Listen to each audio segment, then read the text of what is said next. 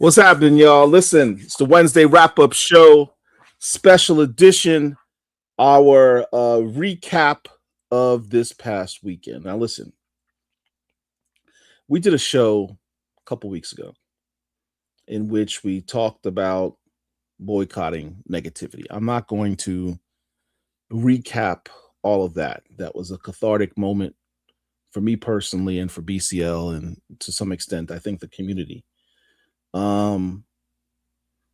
But tonight's show is kind of the point of all of that. We talked about how there was so much negativity in Black comic community spaces over the last 6 months. But this past weekend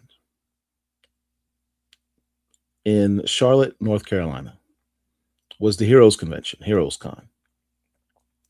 And it was also, at the same time, Collections in Black.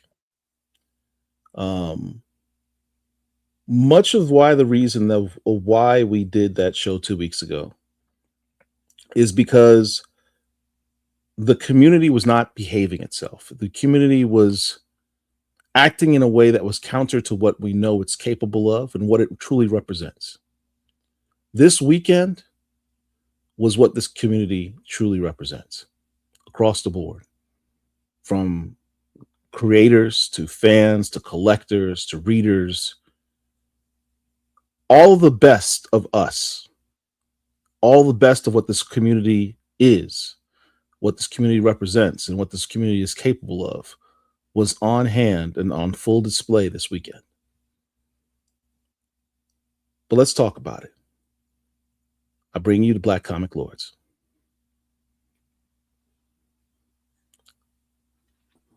Where's my applause?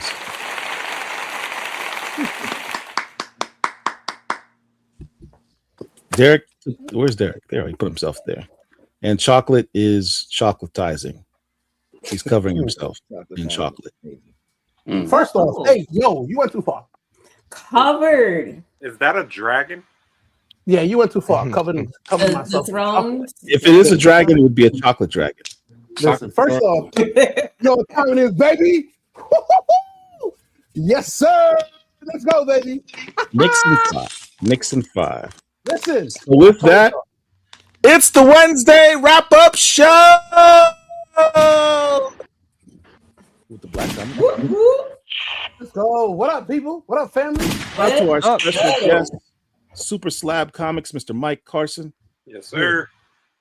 Mr. Charles Stewart III, artist extraordinaire. Woo. And Mr. Greg, the Greg Burnham, Eisner nominee in the house.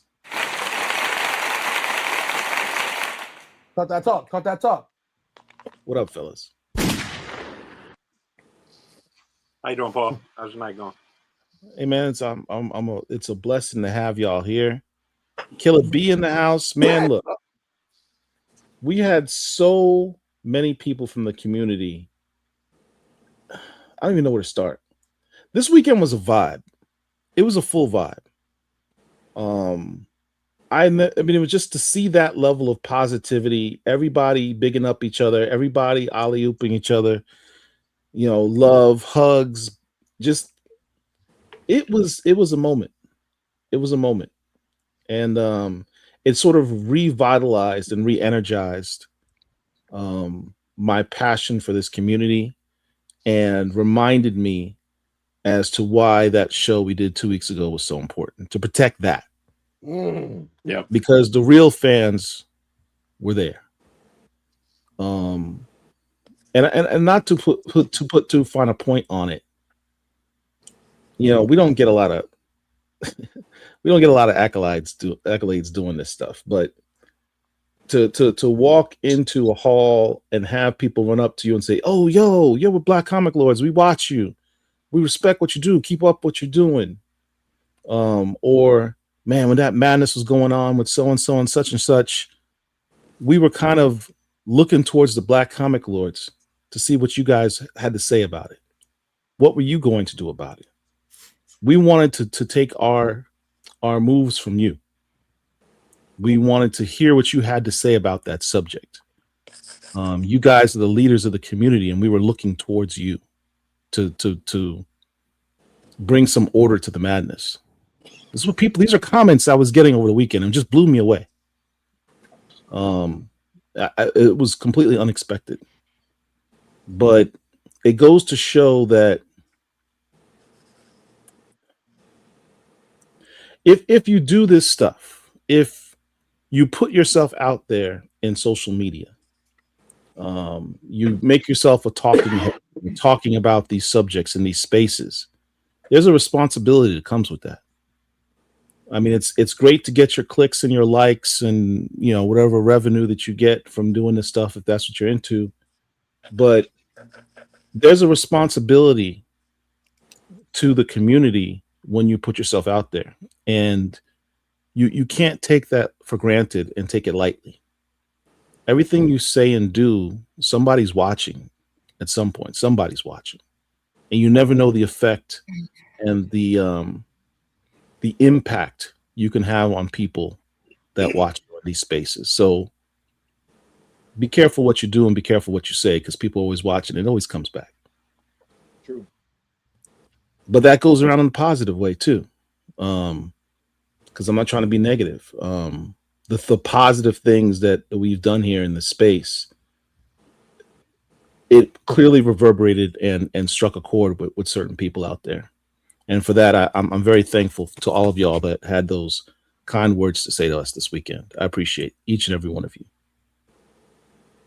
Paul, you talking about first? I'm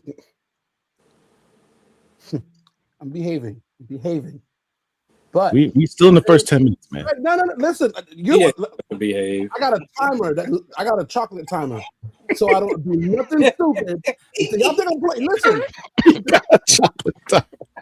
hold on. Y'all don't. Man, let's wait till Listen, let's get to listen. 9:30. Let's I get to 9:30. I want to say one thing on top of that, Paul. You talking about the people that came up and showed y'all love, right? And I said y'all because yes, I am BCL, but what you received is what I've been saying forever.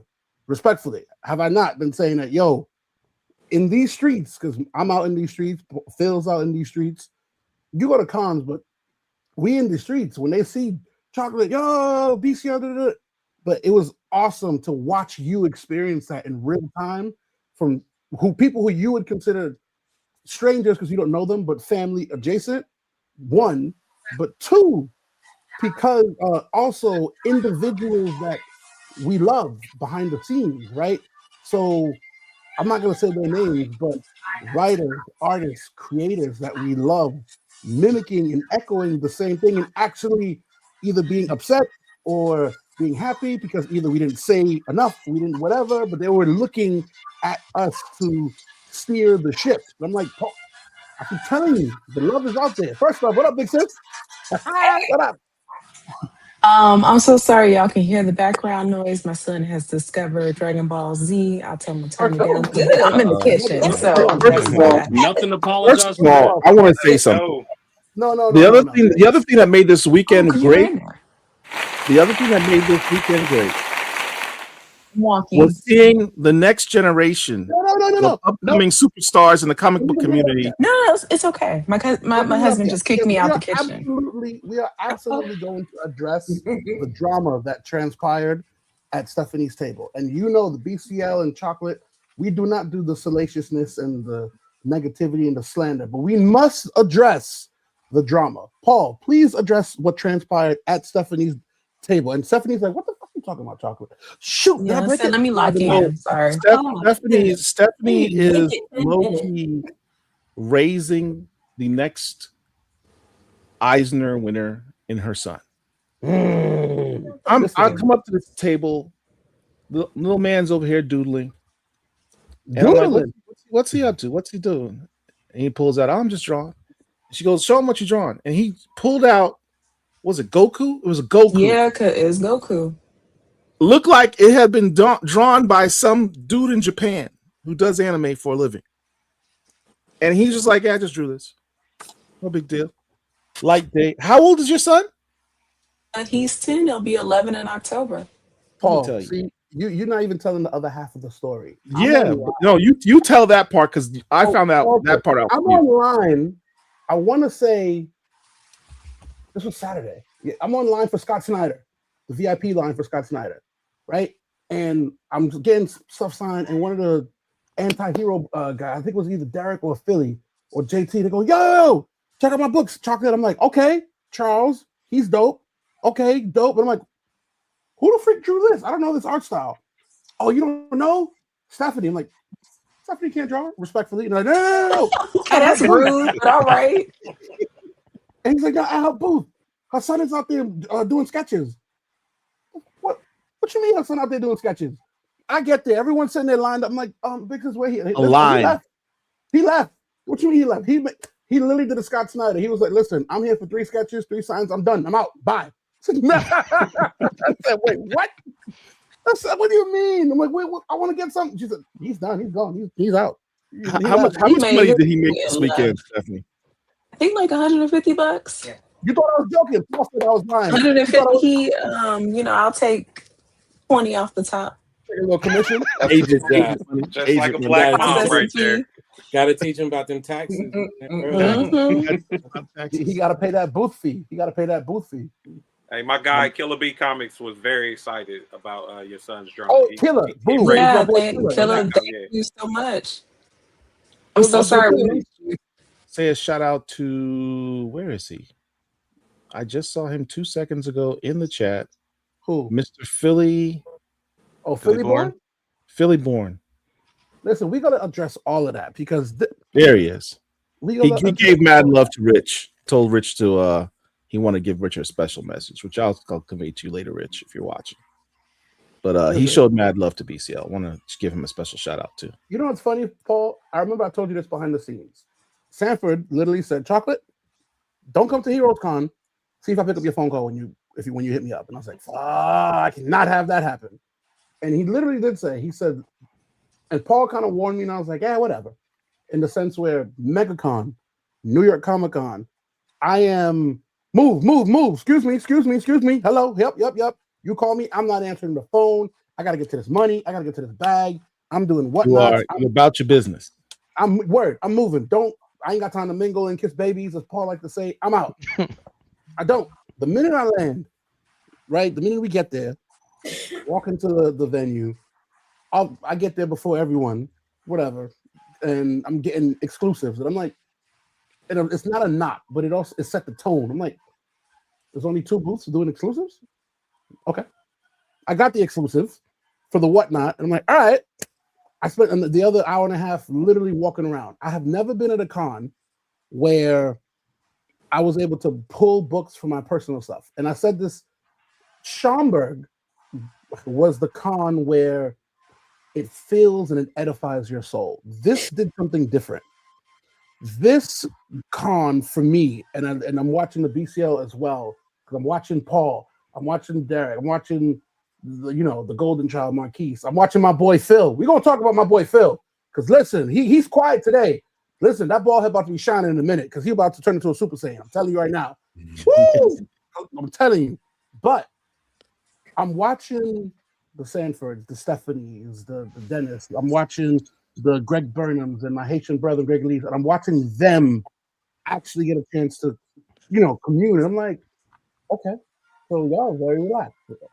Cool, they're chilling. Yeah, they're making transactions, but they relax. And then I'm watching myself, and I'm like, now I understand what Sanford said.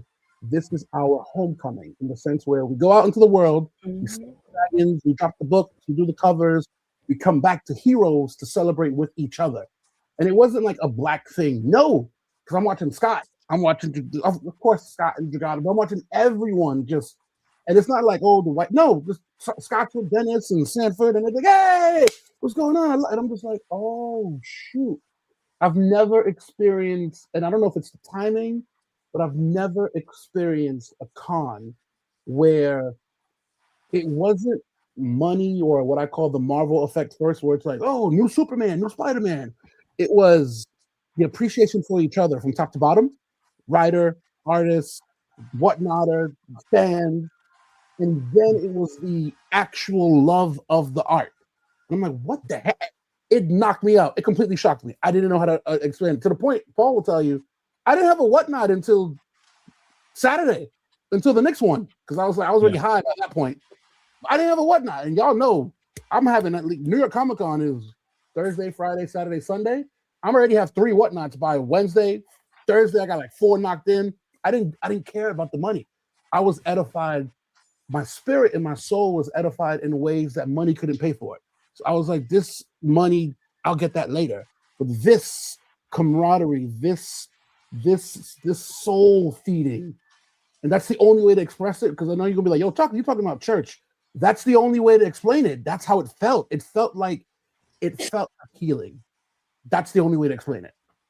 It's like that every year too. That's crazy. This For real? year, yeah, but this year even more so. But it's like that every year.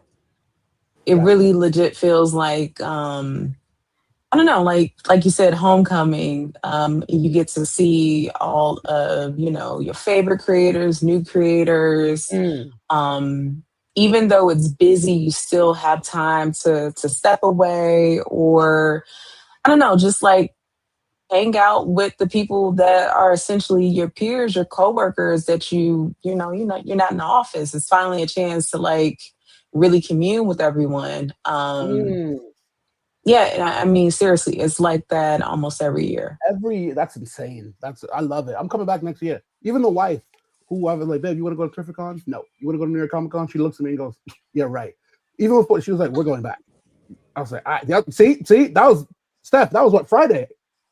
Yeah. And I love how your booth, Steph, became the de facto meeting point for everyone. And then it always is. And then everybody just scattered and did their thing. That's Philly Boy and his beautiful wife, Steph, DJ Chavez, the chocolate, the golden child walking around with no security. What the hell's wrong with this guy, Mr. Marquise Draper? It's like a regular dude. And Sway is in the back. Sway actually. My boy Sway. And then, of course, the CEO of Black Comic Lord. Yeah, but no, there were 3 major spots where all of us congregated. Facts. Stephanie's spot, Dennis's spot, and Sanford and Chuck's spot. Yep. Daryl Banks was right across from Sanford too. So yep. Yep. Shout out to, I think we'll just call him the Golden Child. I have said we're keeping this man under wraps as much as possible. I don't even want to say his name. For those who know, you know what I'm talking about. The dude right next to me. Very important to our community, and I'll just leave it at that. Matter of fact, we keeping his photo up too long. Take it down. Yeah, we put it up there too. Take it down. Good job. Good job. So these 2 cats, Chocolate and Mike from Sig Slayers. My guy.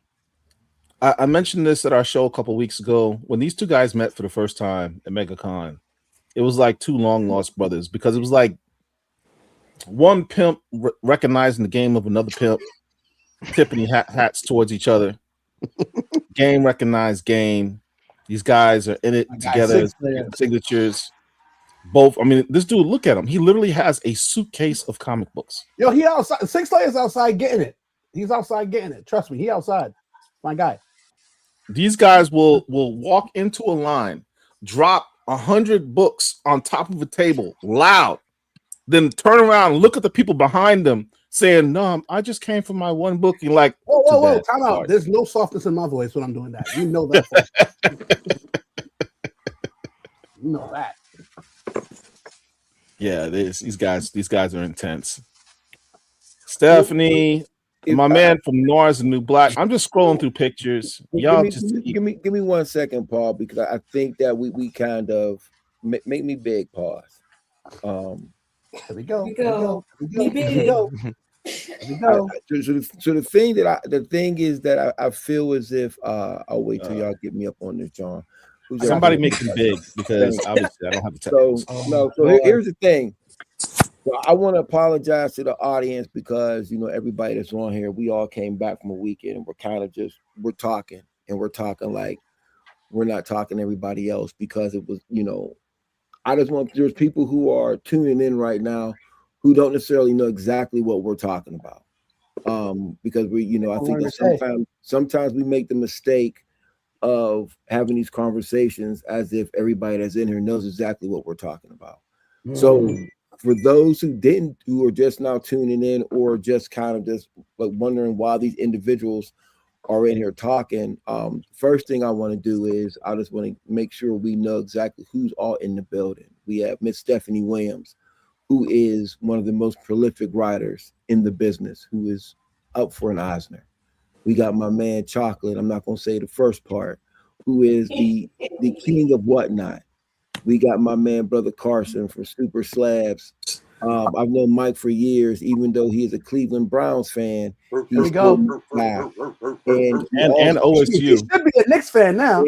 And he also has one of the illest collections, one of the most pristine when we talk about the 9/8 things of that nature. This is who we have. We have Brother Derek. We don't know what he does. One correction, brother. He has the most pristine. He has the collection. It's not one of.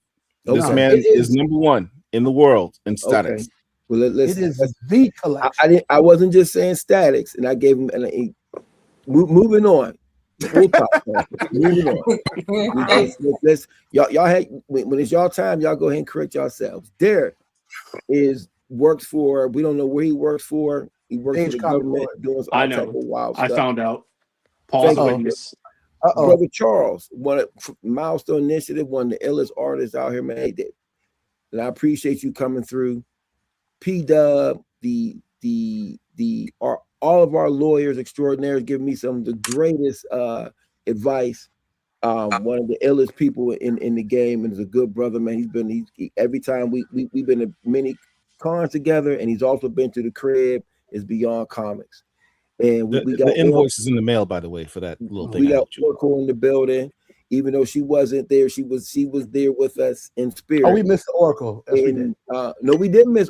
Let me finish. Now we got Greg Burnham, and the reason why I want to say Greg Burnham last is because I think people need to understand something that besides for being another Eisner nominated writer, congratulations, Eisner.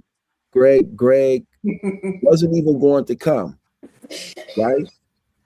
So Greg hits me up, and Greg Burnham says, "Man, I'm coming up, but I got to drive right back because I got something to do Saturday morning." And he's driving from Atlanta to North Carolina back to Atlanta. And for me, I appreciate that. You know, I love you, bro, using the film. And actually, the best part about it was he's in the film, which has another screening tomorrow here in Pittsburgh. So Greg was in the film. He's never seen it. And Greg watched. Greg said, "I can't stay." Greg stayed to the end, till we were almost done. And I appreciate you for that, brother. So I just wanted to also give everybody their props, because a lot of times we get on here and we get to talking, and we need to still do the proper introductions, because, you know, these are not just random people on the screen. So I'm gonna step back and wait for my particular time. You got correct. And what we're talking about also, real quick, Brother Chocolate, is the fact that we were all at Heroescon in North Carolina, but we also were. Where were we Friday? What was the after party? In the after, well, for me, I already had an exhibit going on for a month over there in Charlotte, but I waited to have my VIP opening during Heroescon, because I knew that particular way, I knew that the right people would be there at that particular point in time. There's enough time to go into that particular piece of it, but I just want to say, man, it was just a really dope experience. But I just wanted to make sure that people are watching, they're not confused, because we're just talking. You know, we could just talk all day about whatever. You know what I'm saying? But you right. I just want to make sure I gave the proper context. So I'm gonna step back, and y'all go back, take it away, and then we'll keep it moving. It's a long night, baby. That was important. That was important. 1,000% right. We had a lot of people in our community at this con. That's what made it so special. I mean, shout out to Chuck Brown, Sanford Green. This dude, I don't know who this brother is, but he came up to me randomly. We're at the Sanford Green line. He's like, "Are you a Black Comic Lords?" I was like, "Yeah." "I watch you. Can I get a picture with you?" I'm like, "With me? Why? I'm just a dude." "Yeah, I want to get a picture with you. I watched Black Comic Lords." You know how weird that felt? People, I want to take photos with me, and I'm like, "What?" My wife was like, "You better take that photo." I'm like, that's kind of a crazy moment. Shout out to Daryl Banks. More about him later. Keith Williams. One of my Legend. favorite people. This man's a That's legend. that's one of the Keith goats. is a silent one. assassin. That's just crazy. That blew me away. So and also so let's say this too about Keith Williams that a lot of people don't. You know, I was with Keith Williams. This is 2 weekends in a row that I spent with Brother Williams. And when I had asked Keith Williams in Pittsburgh, I saw him in Pittsburgh the week before about him coming, he didn't hesitate. And you know, one of the things that people don't know about Keith Williams, and I say this each and every time, he was on the first Black editing team on Spider-Man. He was the first Black editing team in Marvel with Brother Keith Williams. So we got to always give him our flowers. And that when he came in the collections in Black, I stopped the music and said, you know, had everybody clap. And it's just, he's a super humble individual, but he's somebody that's in our community that we have to always, always, always pay homage, get respect, buy the commissions, try to get the brother to do covers and things of that particular nature, because he's out here grinding. You know what I mean? He's an elder statesman. And if we don't take care of our own, who will? So I'm done. But I love Brother Williams. Absolute facts. Listen, you're not wrong about that. And by the way, we can't forget, shout out to the OG regime. So I mean, come Chocolate himself. Chocolate himself is crazy, but okay. I can't stop. It's like Batman. Shout out to the Comics Pals. Yes. These guys, you know, literally stopped me as I was in mid conversation with someone just to say hi and should say, you know, we have mad respect for y'all, and you know, we had one of those conversations that was very. Those are the Comic Pals. Okay, those are the Comic Pals. I've definitely seen their show before. Okay, shout out to them. They had some very kind words to say to us about how he handles very certain situations, and you know, that was kind of dope. Shout out to Jeff Carroll. He's one of the funniest brothers on the planet. You'll never meet a more genuine, just what you see is what you get type dude. Shout out to him, man. Real cool cat. Killer B. my boy. Anti-Hero Society. Real cool brother, man. Hell yeah. Real cool brother. They were there deep. They probably had about 15, 20. Honestly, Mike, I'm not gonna front. Between the Sun Tzu Warriors and freaking Anti-Hero, I don't know which the Bloods and the Crips. I don't know who had the biggest squad. That's a very good analogy. All I These know guys is roll that deep. I love to see them coming. Nah, I felt outnumbered for a minute. I was like, what's going on? They look. Marquis. Oh, I'm sorry. The Golden Child and Chuck Brown were cooking up something. I don't know what's in this conversation, but I think a story's coming. So here's the thing. Here's Sun Tzu. This was a moment. Shout out to Sun Tzu.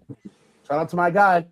This guy found Sanford Green's very first work, Black Arrow #1, and had him sign it.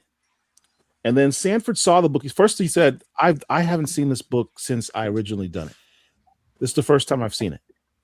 And then he had him sign it. And then Sanford said, this is the first time I've ever signed this book. So Sun Tzu got Sanford Green's, and he wrote on there first sig. So Sun Tzu has the very first signature of Sanford Green's very first work. And he immediately, I think he said he was going to go get that slabbed right away. Wow. So he'll be the first CGC registered Sanford Green work, gold label of all time. So that was a hell of a moment. That was a hell of a moment. Dude was killing it out there. Now here's something that was funny. Remember, I told you there was 3 main tables. There was Stephanie's, Sanford, Chuck, Here we and go. Dennis. The YPs. He got it slapped. Notice the amount of people at Sanford's table. Chocolate is over here directing traffic. Sun Tzu's dropping hundreds of books onto the table. There is a whole line of people behind them. Notice the upset, frustrated white people in the background. Mind you, the whole time, Sanford is sitting there dying laughing, talking about, you going to make these white people hate me, Chocolate. And I'm like you care. Look at Chocolate. Chocolate's literally looking at them, staring them down like, this is how we do. I'm sorry. I'm not sorry. Listen, get down or lay down. You know, matter of fact, you see I always forget his name. So it got so crazy. I'm running the booth, and Felix from Felix Comic Art goes, "Hey, you just gonna let this guy just come over and just run the booth?" And he's like, "At New York Comic Con, who the freak do you think runs Sanford's booth? Let him do his thing." I'm like, "Dude, move, get out of the way. This is what we do. I'm home." Well, shout out to the GOAT. I didn't realize Dennis Cowan was here. Appreciate that. The GOAT.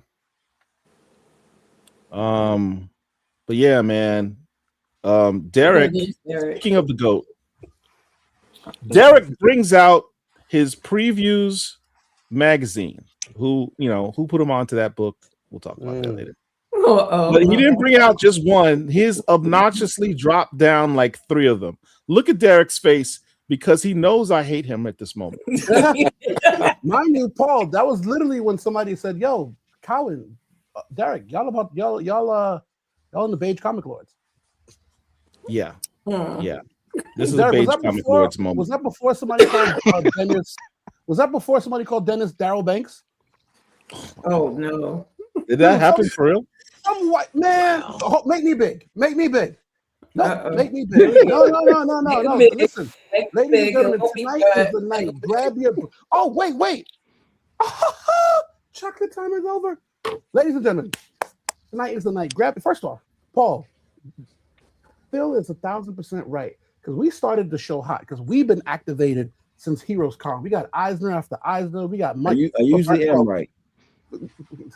Slow down. Wow. But we didn't get no likes. We don't know how many likes. We don't know how many shares we got. We don't know people following. First off, let's take care of business first. We got Stephanie Williams, Mike Carson, Greg Burnham, Charles Stewart, myself, Paul, Phil, Oracle, and Derek. Listen, ladies and gentlemen, if you're not liking, subscribing, I know what they're doing. That being said, well, check this out. Paul, we're at the line on TCC now. We rocking and rolling. Dennis, at this point, Dennis is like, "Yeah, chocolate's here, whatever, rock and roll." From YP, y'all know. Matter of fact, we have our family. We don't need to sugarcoat shit. Some white person walks up to Calvin and goes, "Oh my God, hold on." Literally, no bullshit, no sauce, verbatim. "Oh my God, Mr. Darryl Banks, I love you." And Calvin goes, "What?" Literally, he didn't say nothing else from there. I took it. I was like, "Did you just call Dennis Calvin?" And then no, Calvin goes, "I know all black people look alike, right?" And he's like, No. From there, we roasted him.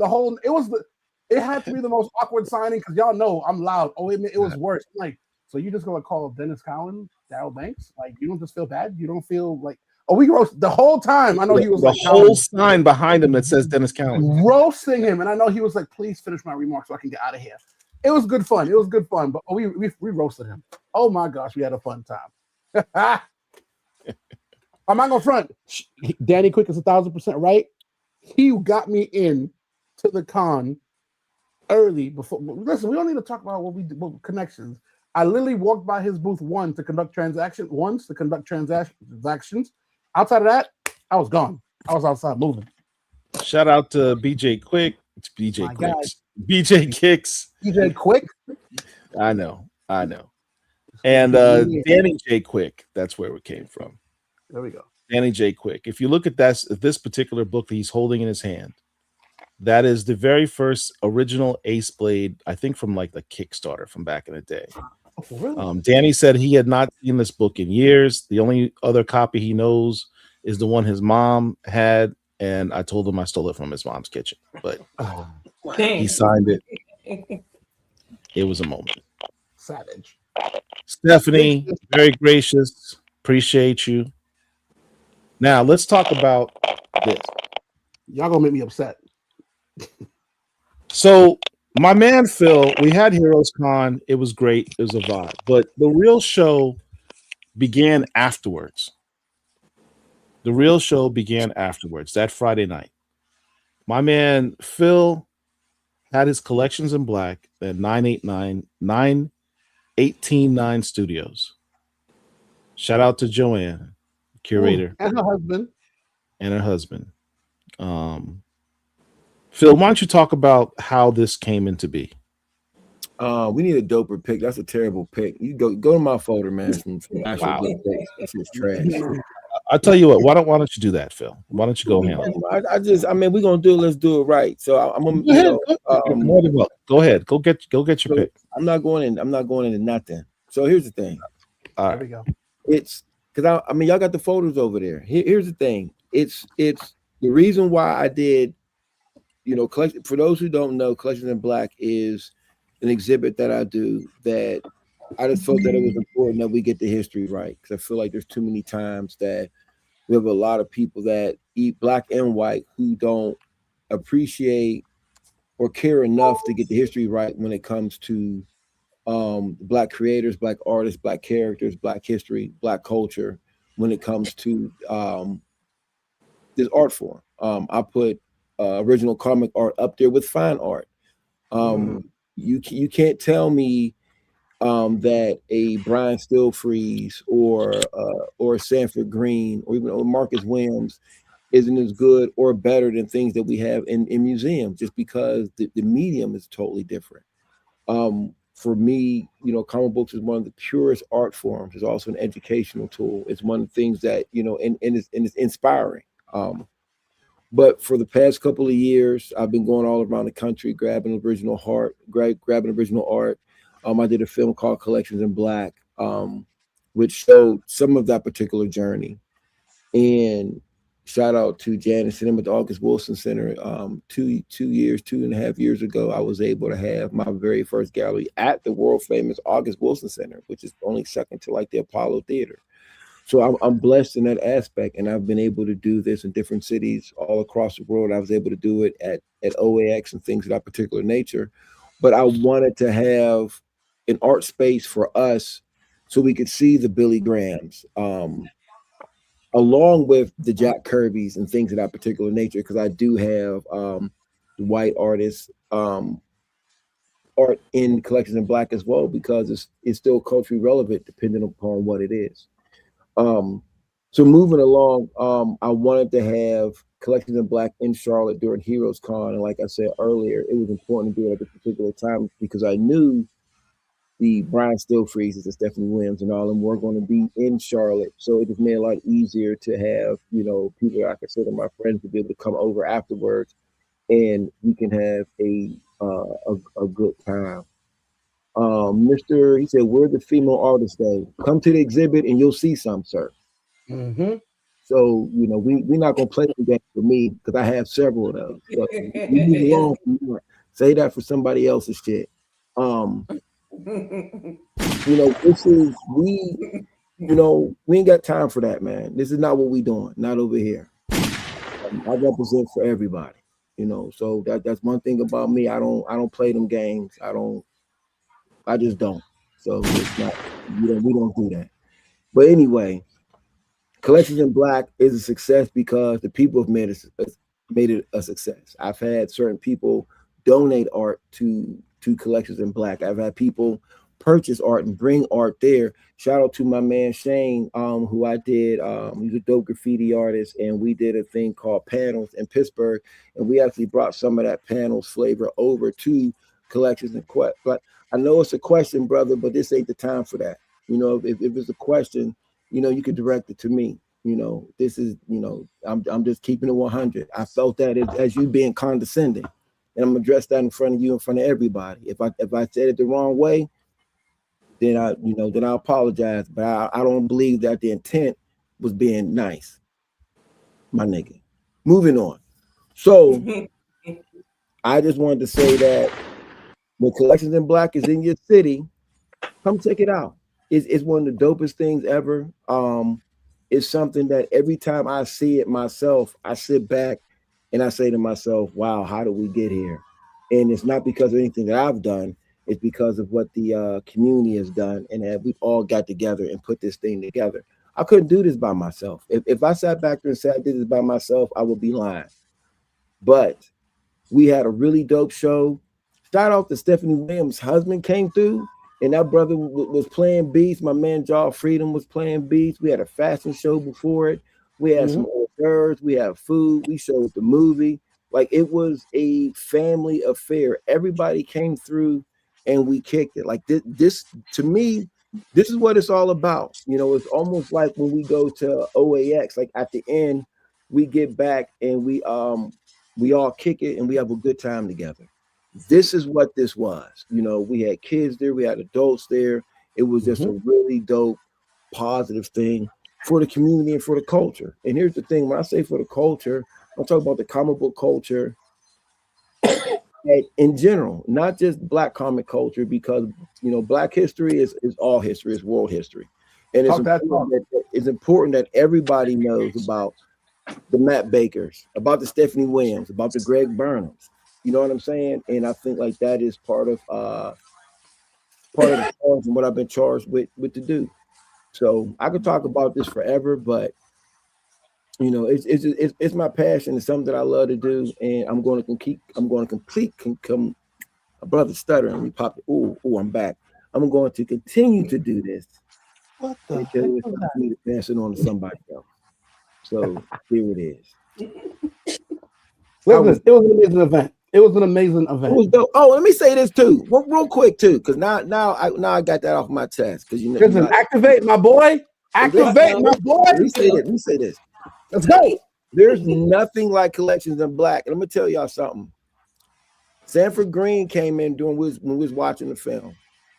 And when Sanford Green decided to come through, he brought damn near the whole entire absolute DC team with Show the photo first. Don't even talk about it. No, we gonna talk about it because it's part of whatever. Then we'll move.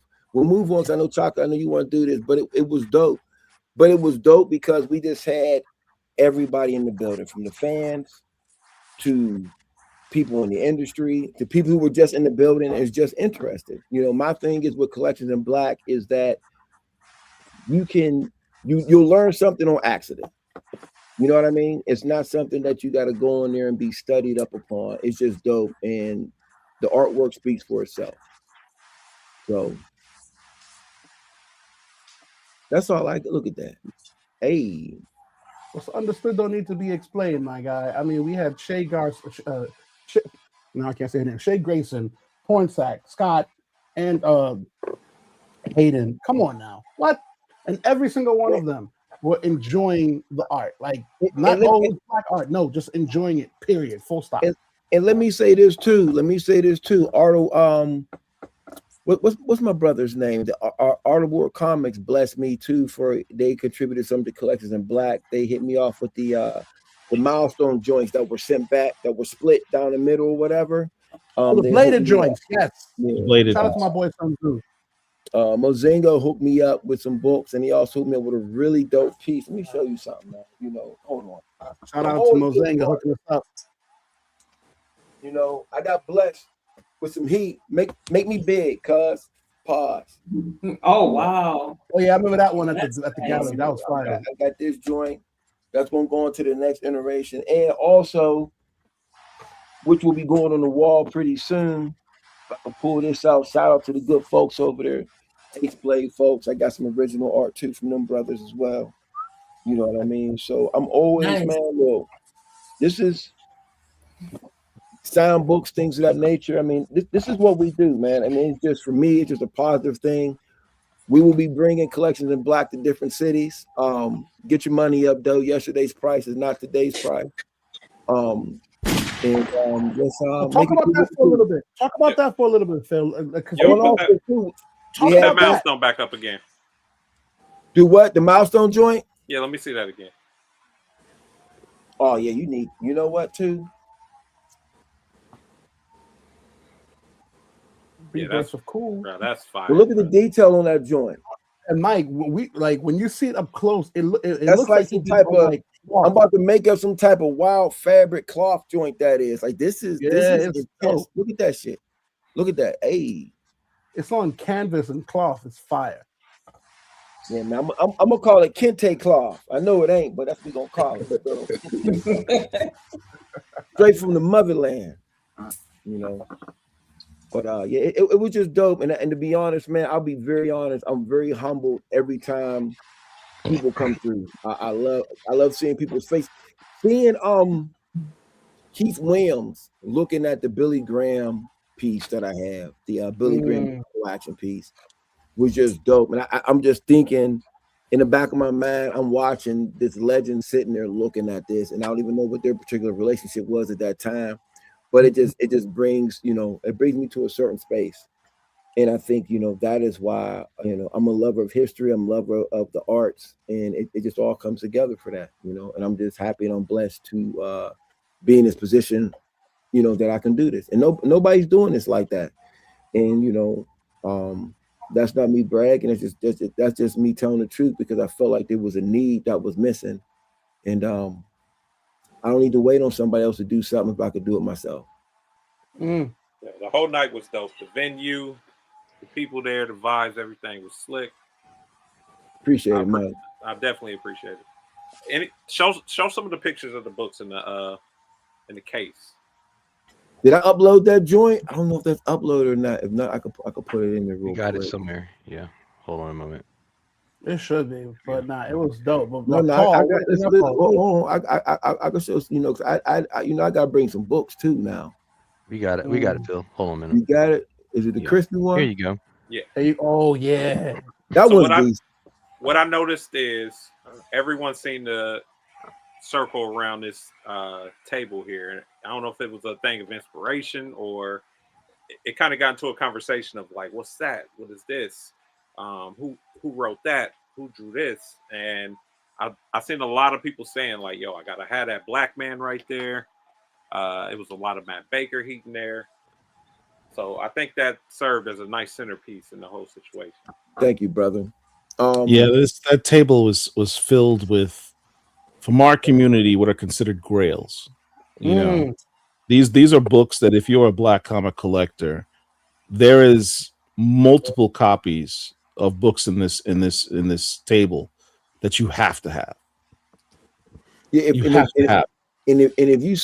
sit right there. One thing I'm gonna give a shout out to Stephanie Williams for being one of the key players on bringing Nubia back. I'm just gonna say you were the one that brought Nubia back, because for me, when I see in the books and you wrote, and the fact that if you look at the top, I got the Nubia Wonder Woman Mego figure. Super rare. Then next to that, you got the three. You got the domestic version of the first appearance of Nubia. And I got two of the foreign versions there as well. That's a book that I just always, if I see it, I'm going to buy it. Like I just love that particular book. So, and these are all from my personal collection. Yes.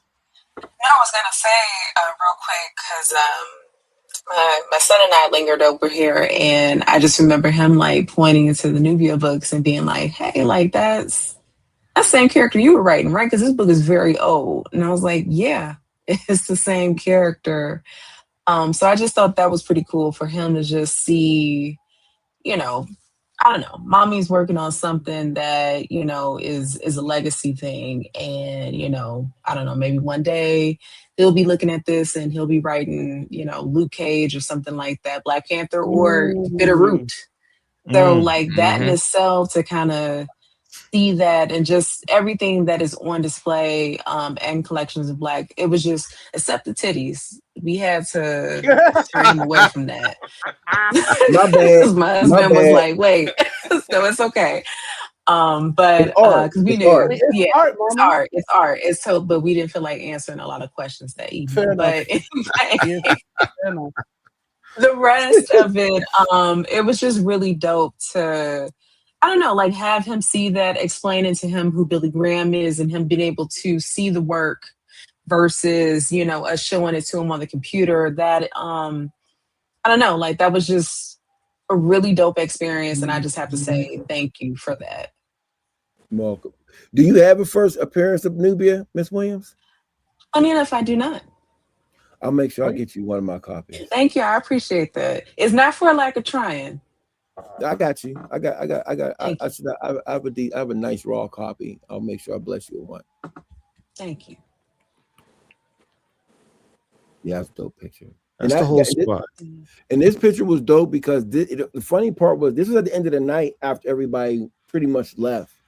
And this was just us kind of just hanging out at the end. As you see, Stephanie's on the picture because Stephanie had left because we had to go. But yeah, that was, that picture right there is super dope. so many dope individuals in there. Sun And Tzu, my OG regime. I just I wish mean, I wish we would have took that same picture earlier with everybody in there. Like oh shout yeah, out that to was really dope. Kasra and the OAX team. Kasra and them all came through. West Coast Avenger came through. Six Slayers came. Like there was so many people in the building. It was just Kaz. it was just dope. I'm not gonna front. Kaz. So I walked in, right, Phil, and Kaz literally goes, "Chocolate, you a godsend." And I'm like, "What's wrong with you? Okay?" He's like, "I was hungry." Oh, he came in with the sandwiches. Well, because I was like, "Let me," because here's what. So obviously, Phil was like, "Yo, Chocolate, do what you do. We need whoopty whoopty whoopty whoop." I said, "All right, bet." I brought the cake over for Paul. Whatever. I got there early. Left with my wife because it was her birthday that Friday. Left to go eat. After we finished eating, my wife was like, "Daddy, we can go back to hang with your friends. I had more fun there anyway." And I was like, "Say nothing." I'm like, "Hold on, I can't just come back empty-handed. Come back with the stuff." I'm thinking they're gone. As soon as I walk in, Phil go, "Yes, chocolate with the food." Kept on eating. We had another party afterwards. Kaz violated at least half the pan with the cheese. Monster. Yeah, Kaz was like, and shout out to Arnold Sun Tzu because Sun Tzu had brought food as well. I feel that's my guy. He's a part of the team. Yo, shout out to Chocolate. So I show up and I'm sitting there talking to somebody and Phil gets on the mic and says, "Hey, let's wish Paul a happy birthday. Come over here." And I see this cake.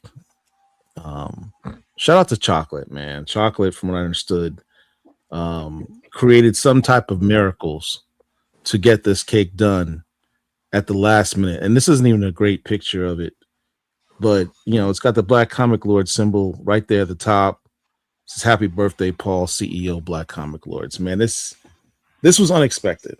Phil had said, "Yeah, we'll probably give Paul a cake," and I was thinking he's gonna have literally like a cupcake. There's a better shot.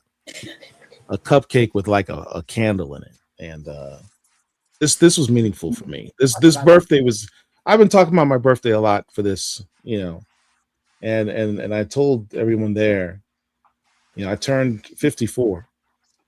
And I had started reading comics when I was 4 years old. My parents bought me comics to get me to learn how to read. My dad specifically. And my dad had passed away like right before the pandemic. And so that entire pandemic where all of us were sort of sheltered inside and rediscovering our comic book collections all over again, that he was always in my mind. And that was around the time that, we created Black Comic Lords, was during that pandemic time period.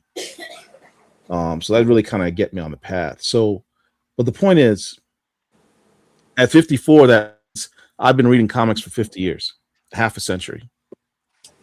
So I thought it was appropriate that for my 54th birthday, celebrating 50 years of reading comics, that I celebrated at a Comic-Con that's for comics with, my brothers at BCL and our extended family and the community. So it was really meaningful for me to get to see creators whose work I love, fellow fans, vibing with them and being in that community.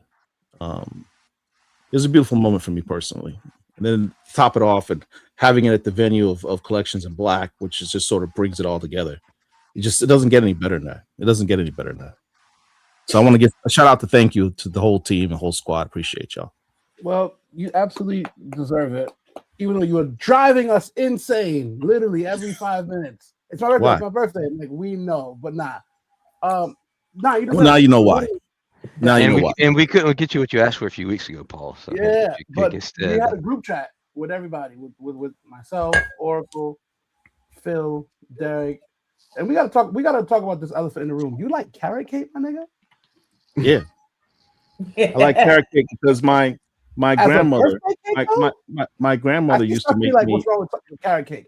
Nothing. My but as a grandmother used to make birthday me carrot cake for my birthday every birthday that she was alive before she Carrot died. cake Now I is can't fire. eat- Don't now listen I to the can't haters, eat folks. No, yeah. my grandmother's carrot cake is fire because That- she adds like rum to it and some other ingredients I don't know. That's no But longer carrot cake. That's rum cake. That's what she you made like.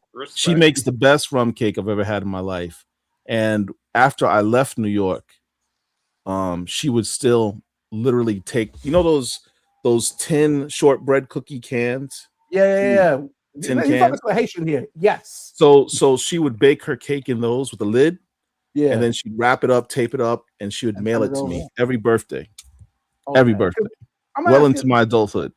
I'm asking, I think it was Oracle. And I'm like, yo, what kind of cake does this man Yep, like? I sure did. I He knew like, all that he like already. carrot cake. Myself and Phil, we're not gonna get no carrot cake birthday cake. That's not happening. Look at it. Individual slice. I'm not about to get this no big ass carrot cake for no But birthday. what I did suggest was that we get him an individual carrot cake. Word. Everybody else a birthday cake. That was the one thing. That's why I said we talk on air For Paul. sure. So we That came was out to the the one talk to thing I couldn't find because when I mean I couldn't find it, all of us here we got soul, we got flavor, and I say that because all of the carrot cake bakers look like, as Sun Tzu say, wonderful people. If y'all was out there, y'all know what I mean. Wonderful people. And I'm like, Yeah, I don't trust don't that. be If he from bites into this carrot cake, and there's a raisin in that cake, I'm flipping out. Yeah, So that's I'm not the type of carrot cake that I'm used to. So I said, listen, I'm not doing it. Let me just stick with that. But now, absolutely happy you got it. The crew, I've obviously helped. Wait, first of all, how did you guys figure out that I like carrot cake in the first place? Because I don't. Hello. Did I tell you that? Yes. I don't remember that conversation at all. Carrot cake. I don't know. That's what I was like. I'm not buying this man. Angel's sneaky, man. I didn't even realize I told her that. Not sneaky. People tell me all their information and I just never repeat it. What's my credit card number? Here we go. Here we go. But now, listen, ladies and gentlemen, we talking about all of that. Let's get into it. I'm at the line once again. Scott Snyder, VIP line, getting stuff signed. I get up to Scott Snyder. Scott Snyder goes, "Hey, chocolate." Because you know Scott, he's like, "Yeah, man, last night was dope. It was great. Hey, you got Phil's number? I need to talk to him." Hold on. Give me 5 minutes. He's like, "All right, cool. Phil, where are you?" "Yeah, man. So get here now. Get here now. Phil, take over." Matter of fact, I'll make you big. You ain't got to say nothing. I got you. First off, cuz don't ever say I'll make you big, man, on any platform ever.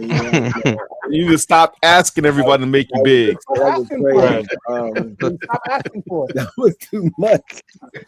You asking for it? You listen. I'm giving you what you want. No, Pause. so I mean, what happened? I actually think there's an image in my particular folder that was captured at that particular moment, and it was just so what had happened was that particular night. The big homie, Sanford Green.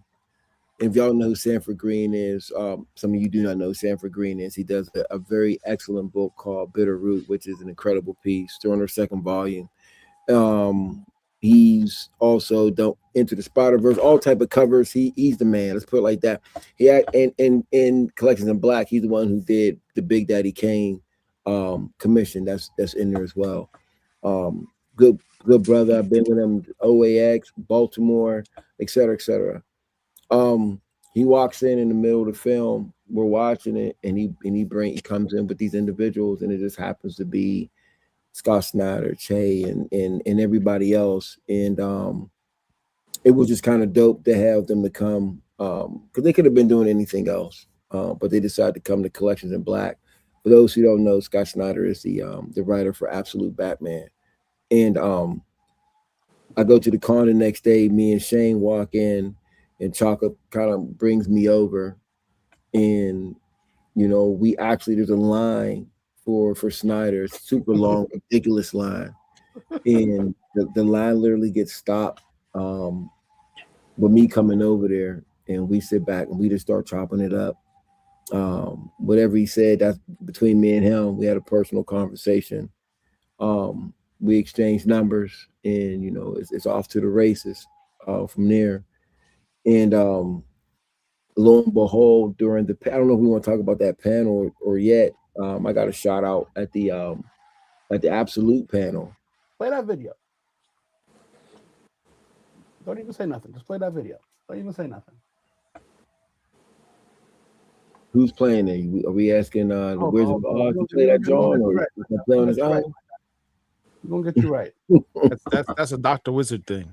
Yeah, that one's not ready yet. I couldn't get that one downloaded. So, hey man, listen, we just stand here and we just go all freeze and we're gonna reenact the video. We'll wait for that to come up. But there was and it's funny because I didn't know that because I thought that it wasn't caught on video until I went home and I saw it on a couple of different streams. And I went to go film Sister Williams' really incredible panel, really dope panel. I'm putting together a super dope piece for that. I can't wait for y'all to see that. And Stephanie said to me, "Did you hear? Did you catch when he said that?" And the thing I said, "Yeah," and I said, "I didn't catch. I did." I said, "Unfortunately, I just put my camera down and I didn't get it."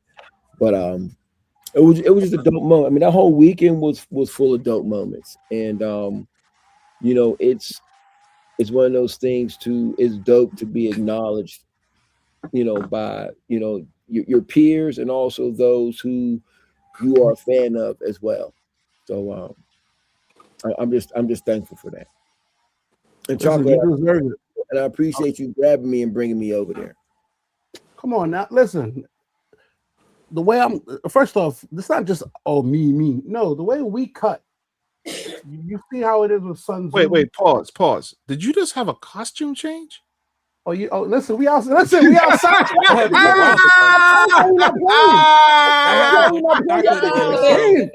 it's a game out here. No. Hey, liberated. Not even. Y'all think it's a game out here. Y'all think, listen, we outside, baby. Can I say something real quick, Chocolate? I want to talk about Stephanie Williams had such a really dope panel. And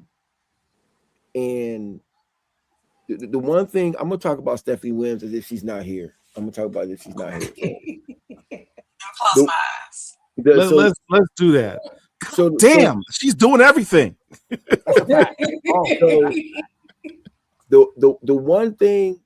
One of the things that I really think that is super dope about Stephanie is that when she's talking during these panels and things of that nature, you know, they have her on her because, you know, she has this encyclopedia of knowledge of things that she's done, et cetera, et cetera. It's just a bookshelf you can pull out and it's all her shit, right?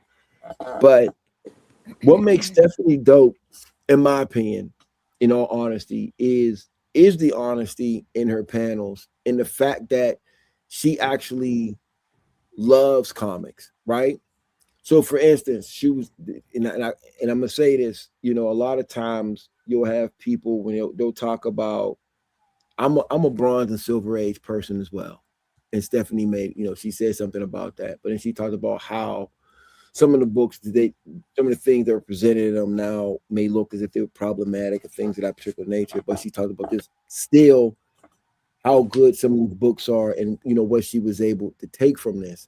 When you hear her talk about the different subject matters and things of this nature, even when she was asking the question, like she asked some of the dopest questions I've ever heard in a panel, and they were the type of questions that I wanted to hear. These were things that I actually wanted to hear, and I just wanted to give, you know, Miss Williams or Mrs. Williams, I'm sorry, her props, because I was fully entertained and educated, you know, at the same time, and I never felt like she was just up there like, I'm just here for this panel and I'm just doing this, because a lot of times you'll get people who are up there and that's it just comes across as so blase. I just want to say I thoroughly enjoyed that panel that you did, and it was an incredible piece.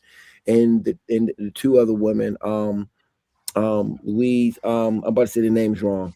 You don't talk about Anna Senti, Anna Senti and Louise Simonson. That was transformative to be on the panel with them and to be able to ask those questions, because I selfishly was, everything I asked was something that I selfishly wanted to ask, because you know, I try to look at those that have had success and why. And a Right. lot of it, you can find those answers in the way that they approach their craft and the way that they do that. So to be able to ask those questions live in full effect, because usually people are a little bit more open and more relaxed and may tell you something that they wouldn't tell you over email or you possibly wouldn't be able to hear in a podcast episode. So to be face to face and to be able to ask them about their work and you know why they did certain stories. I mean, even to learn that you know, Anna, since he spent so much time in Haiti and Yeah. teaching filmmaking and all of Yeah. like that was, I don't know, like that. I love that, and thank you so much for coming through and getting that on camera. I had to. I mean, and just listening to the stories when they were talking about, like Long Shot was one of my favorite books coming up, you know, and when they were talking about Long Shot and when she was talking about, you know, working with Arthur Adams, and then when you're listening to, and a lot of times when we talk about, you know, the representation in comics and how there's not this or whatever, you know, these women were working on some of the biggest books in Marvel.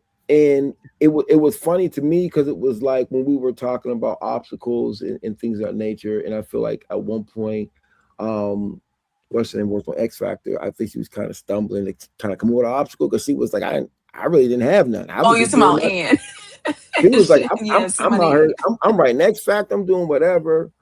And then somebody had said something in the crowd, and I almost was like, you know, where it was almost like, well, what about when you're not? I'm thinking to myself, she's on the biggest books, cause it doesn't get no higher where she's right now. She's like the biggest books that there are right now. It's, you know, to the point where, and it's, I pay attention to the point where she was like, I could stay here and make more money, or I could just go be a journalist. You know what? I'm gonna go be a journalist. That's somebody with options. Yep.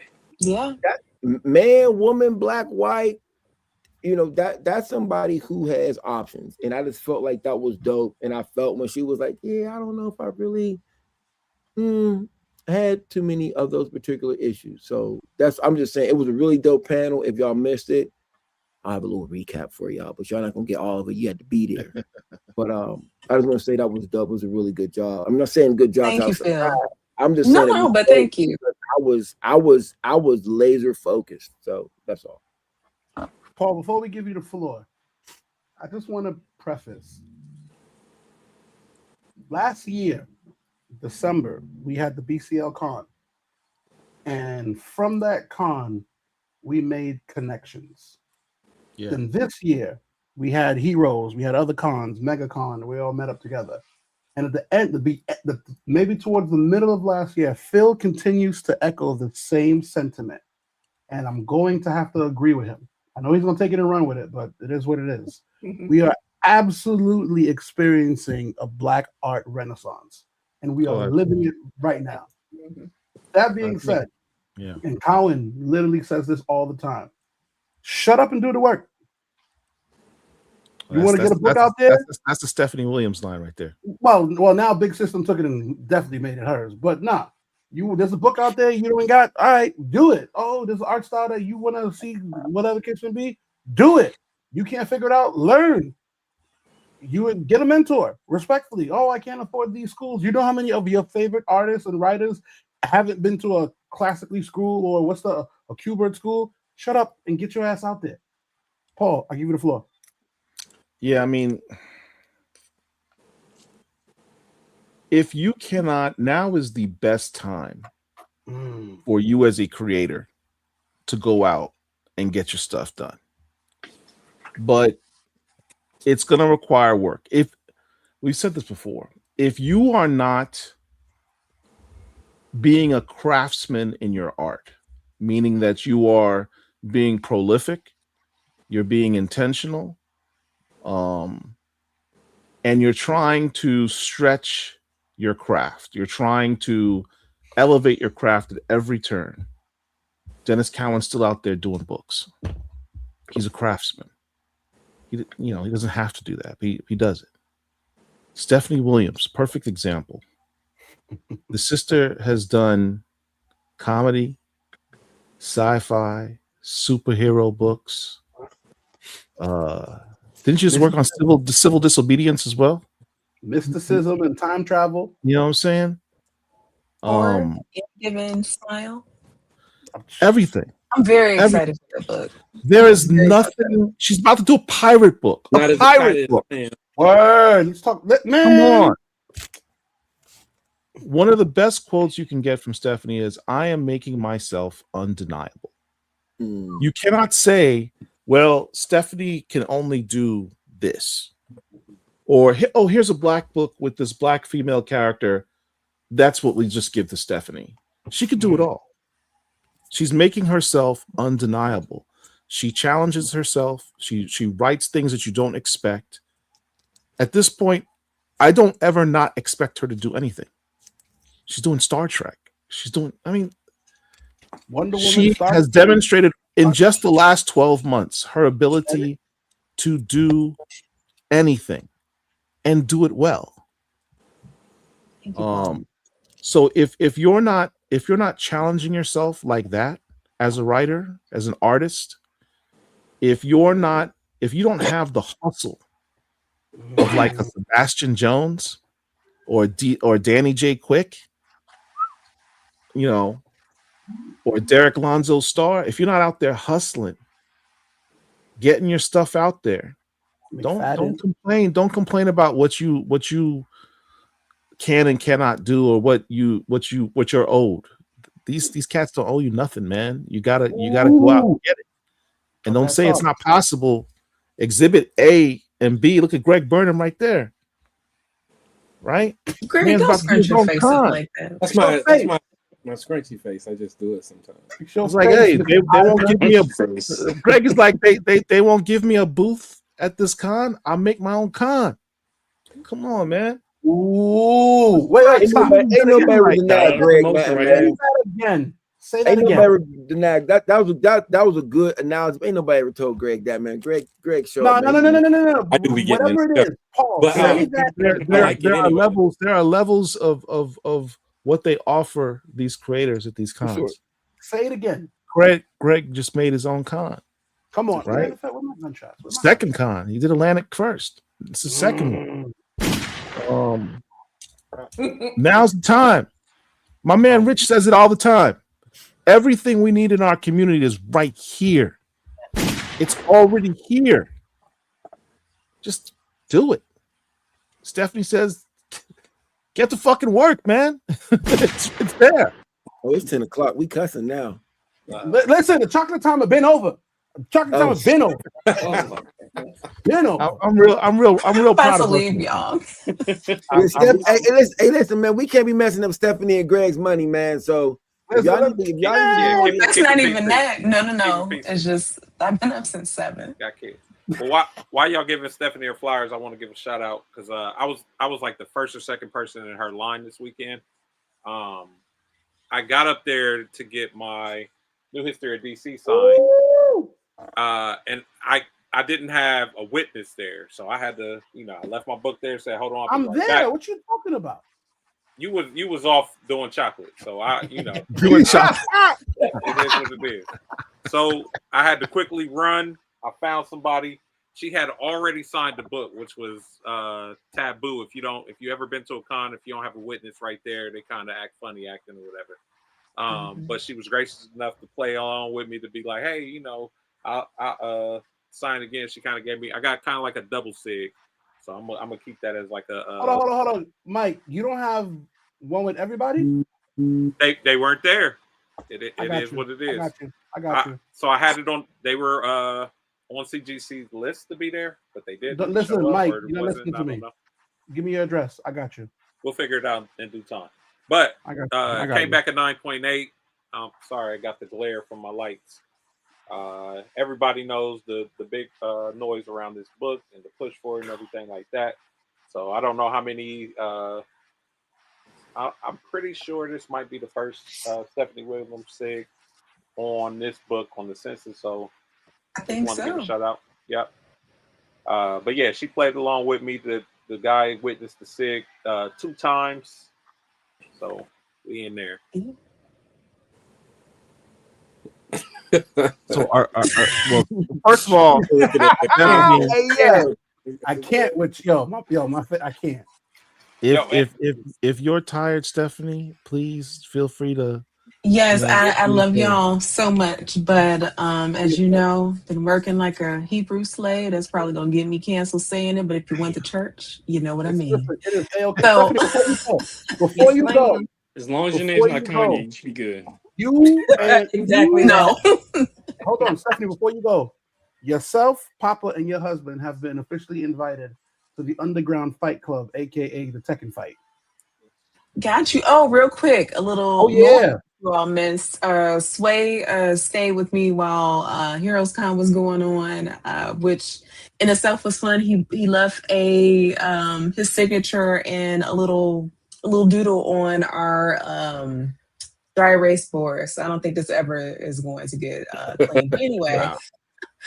my husband was playing Tekken, and I forgot to tell him how big of a Tekken fan and player Sway is. All I heard was combo, and back-to-back losses. So Sway is the undefeated Tekken King. Between your husband until next year, yeah. Between your husband, Sway, Nick Vapor Ivy, and a couple of other individuals that are in the chat, I feel like I have become so Phil is the curator of art.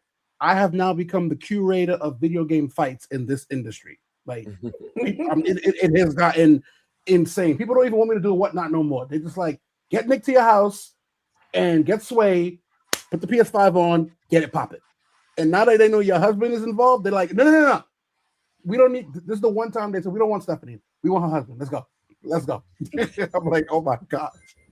One last thing, I just thought it was so funny that we didn't know we were going to the same event until it was like, wait, you had it where? I'm like, oh, same spot. And I was like, oh, I guess that's how our child ended up coming with us.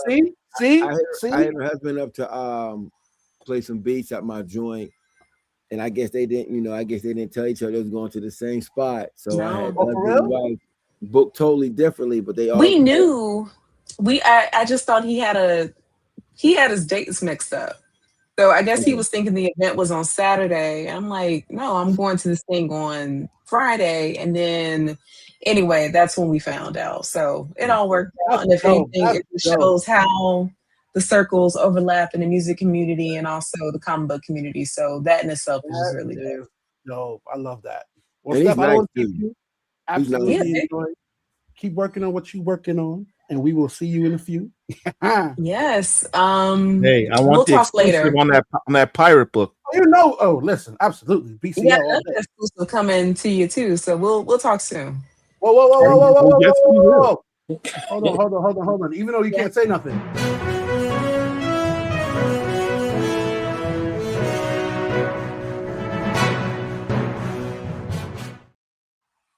And we saving that for the future. You heard it here first. BCL, Stephanie Williams, and we're gonna leave it right there. In July. Bye, y'all. Hey, Steph. She gone. I'll see her in San Diego. She gone. Oh man, I'm not gonna front. We did all this. Listen. You would think, oh man, show's over. Not even. First off, before we continue, like, share, subscribe. We on Oracle. Where we on? We on Kick. We on Twitch. We on Instagram. Oh yeah, we're on Twitch. We're on Twitch. We on Facebook. On everything. We on the YouTubes. Yep, we everywhere. So make sure you subscribe and follow. Hey, Charles Brother Stewart. We see. I love how Phil knew what I was going next. Brother Stewart. I'm gonna need Stewart to be unmuted because I'm gonna need him to really get into this real quick. Let's go. I know where you're going. I'm away from I want him to be unmuted first. I need a proper response. Brother Stewart. Unmute yourself, brother. I see the little John on the dip. He's having some technical difficulties. This brother froze. He's standing. He looked like. Did you watch the brothers on the NBA joint, man, when it was on the Good Morning America, where the Knicks was on Good Morning America, and the one dude was so high, he was frozen the whole time. That's OG Charles. was high. OG was high. That's yeah, why. OG was He blown. was OG was low. high. First I was off, like, what? They asked him a question. He was like, my boy was lit. Ladies and gentlemen, woo. And they got a I wanna video get- I of know him what- down in the bottle right beforehand too. So That's a fact. great. Charles, you back? You unmute yourself, Charles. Yeah, I don't know. I apologize, everyone, but like, yeah, I don't know what's with StreamYard, but like, it be having issues like between my phone and my tablet. So I don't know what be happening, but it's like, yeah, I put it on. StreamYard definitely can be temperamental. Thank you. I love how the minute Phil says StreamYard, he immediately freezes. You saw that? If you have, we did. Here we go. I didn't see that. if you have Firefox, it'll operate a little better on there. Then Really? Yeah. Okay. Well, wait. It's not okay. That's not the same as Chrome because, like, yeah, it says Chrome. I can't do it on I haven't there. heard Firefox in a long time. I know that's what I'm about to say. Is I don't even know if I I can mean, download that's that. still around. That's so Firefox is listen, Firefox is lit. It's Chrome and Firefox. Come on now. So let me, hey Charles, you know, I need a commission from you, good sir. Yes, sir. Okay, I just want to make sure that we get that. You know, Speaking of commissions, Oh, here it is. Here it is. Here we go. Here we go. Here we go. Here we go. I Here we managed go. to pick up a little something for Mr. Charles Stewart. Mm. Now, Pretty sure- Charles and I first met when what was it? Was it the Anansi book? Was that the first Yep, one? it was the interview. Yeah, me and Evan Narcisse. You and Evan Narcisse, and there was a page in that interview that I said was really, really dope. I really loved, genuinely loved. And between your visuals and Evan's words of sort of redefining what Anansi's powers were. right? Brilliant page. And so I'm at his table. He's like, he has original art. I'm like, oh, wow, you got some of your milestone. And it was right there. It was right there. This page of Anansi and Static. Powers swirling all around him by Charles Stewart. Original art. Nice. When did you get that? I think you showed that to me already. But when did you get No, it? I didn't show it to you. I just got it. I can't hear you. No, I've Can you guys seen. hear me? I'm. Never mind. Go ahead. Just got it at the Heroescon. Y'all at Heroescon too, sir. The hell? Tell me where you saw it. You definitely showed me that you got that, or you said something about the page. we'll go ahead and just message you my address, Paul. We can I will be happy to send you a pen. Not even a Xerox. Yo, Mike, Charles does have a few others that are available from that same book. Oh, he had some others. He had one I really wanted, but I couldn't afford it. Why does Derek sound like I'm he's very- on like a phone? I'm very interested. I actually had the book, so it'll go. Hold on, very Mike. nice. I got some pictures of those if you Some wanna- pictures of what? the other ones. Oh, you actually took pictures? Yeah. Because I know I sent another person. I don't know if I should like I had put him I on had another blast here piece on. that I bought in terms of original art. So there was the 60th anniversary. This year is the 60th anniversary of Black Panther. Phil and I did our own. Why do people know it's the 60th anniversary, Paul? Because Phil and I did the larger celebration that's been done on the character. Ever. Go ahead, sir. Thank you, sir. Marvel did a book called the 60th anniversary special. It was okay. But there was an artist, two artists that worked on one particular story. One artist I followed for a long time, Georges Genti. If you don't know Georges Genti, this brother's worked on everything. The first thing I remember seeing him on was like Buffy the Vampire Slayer. He did a lot of stuff with Buffy. He did a lot of stuff with Star Wars most recently with Rodney Barnes. A lot of those Rodney Barnes work was with Georges Genti.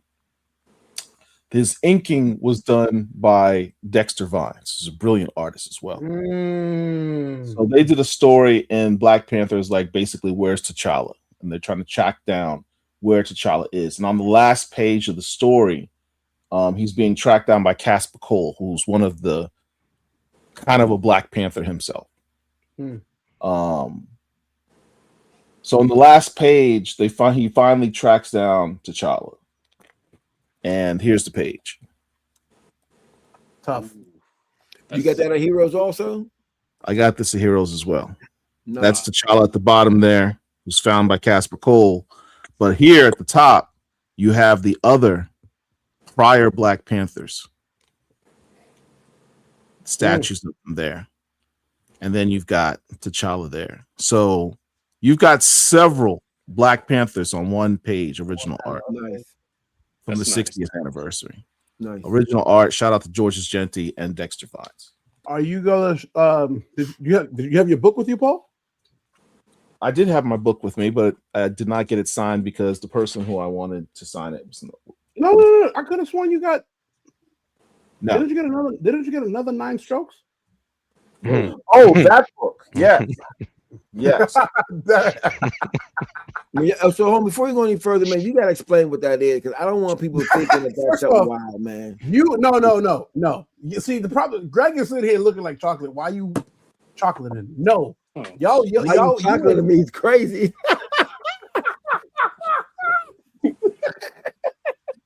It's not even past midnight. It's BCL after dark. No, I'm not gonna front. My wife was like, you and Phil, y'all dangerous together. Y'all just be an ass. I'm like, the homie is like, listen, once we link up, it is what it is. But nah.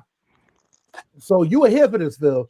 So we were talking about the story of how Paul went to Still Freeze. And the Still Freeze 9 strokes. So now, you wasn't there. So Paul is getting work done on his book, and I'm over there and I'm watching Still Freeze do his things. Hey, chocolate, whatever. And I look at Paul and I look at Still Freeze, and Paul's like, chocolate, don't do it. I'm like, my nigga, I counted. Didn't you get the video? Strokes.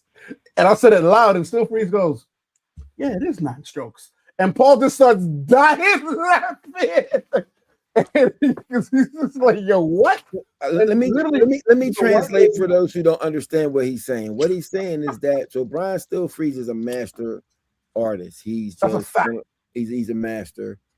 But the thing is that this dude can create a masterpiece, and the running joke between us now is that he could do it in 9 strokes. We're talking about strokes from it was 12 originally. So make me big.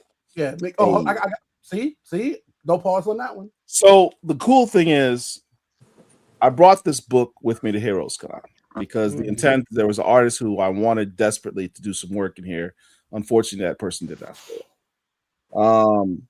But I brought the book out because Steel Freeze was the second artist to work on this book.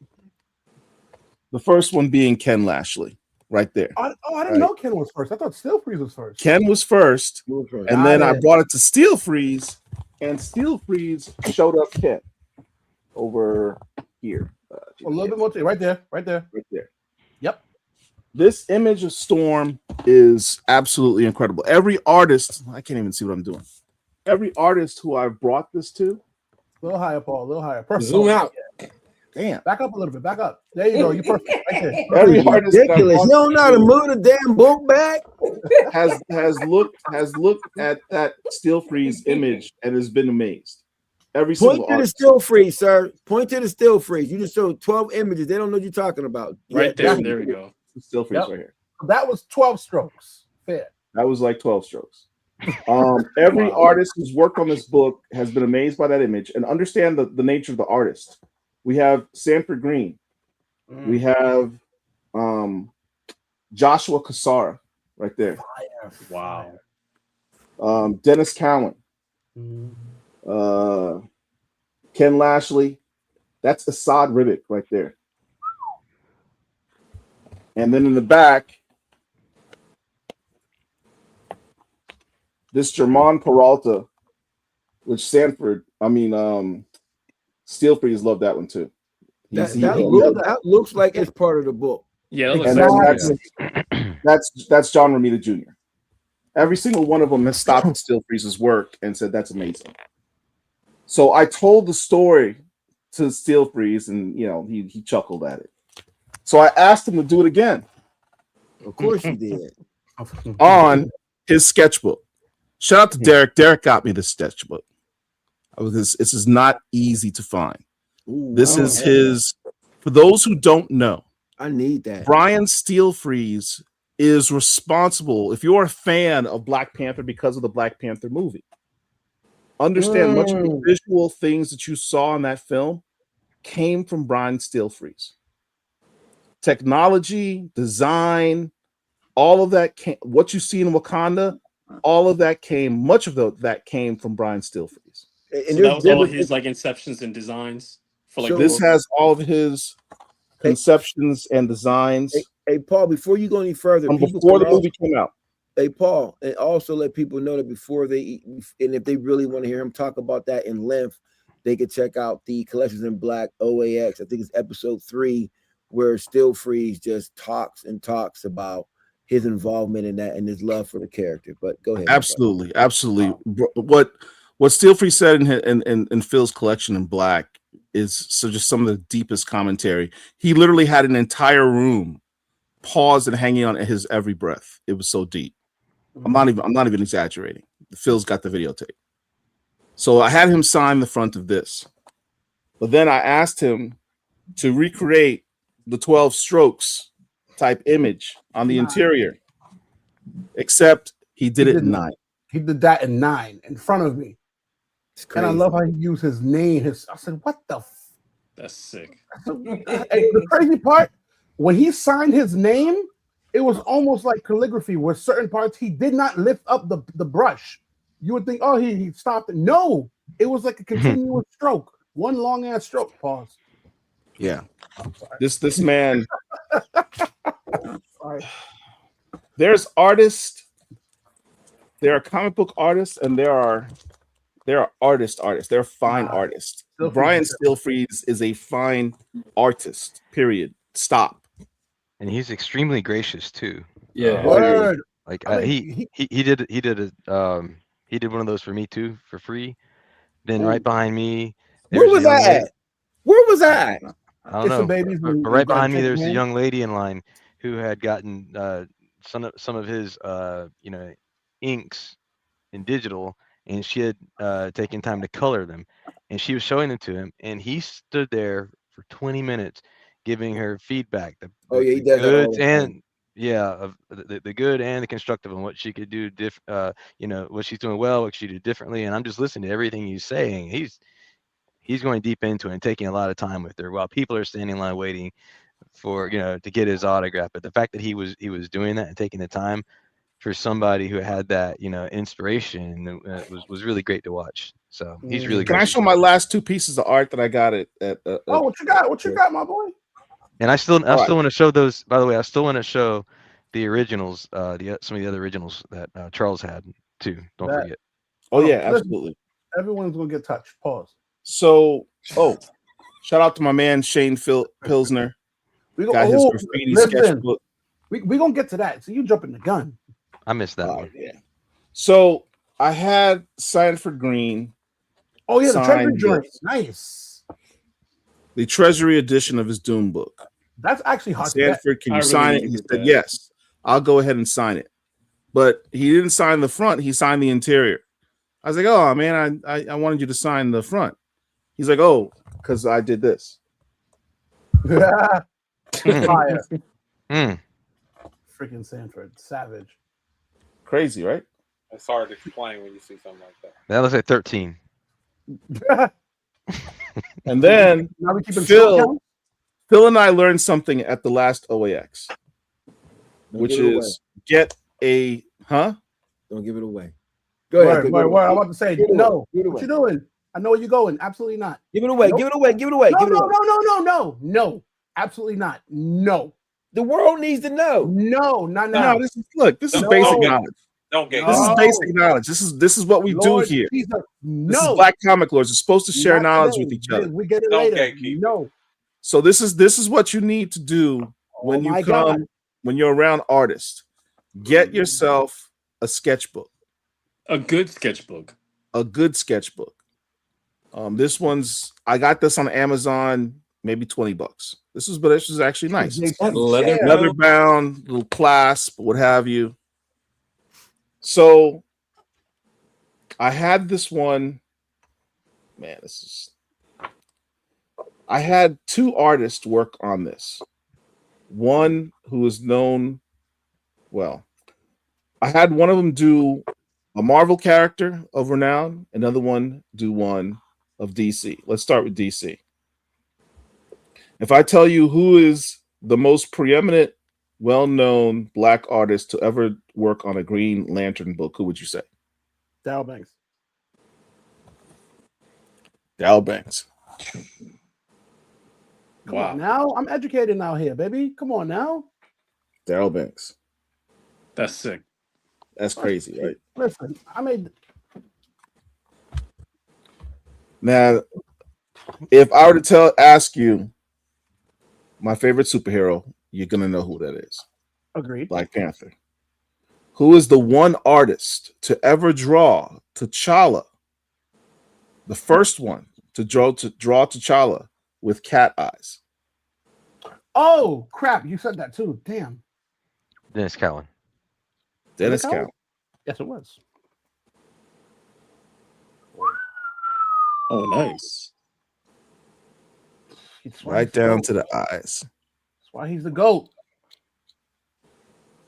So yeah, those are the first two sketches I have in my new sketchbook. I'm taking this with me to every con I go to from now on. That's why he's the GOAT. And when it gets filled up, I get another one. If you want to collect commissions, but you're on a budget, this is a great way to do it. Because when it's at a smaller size like this, they charge a lot less. Yeah.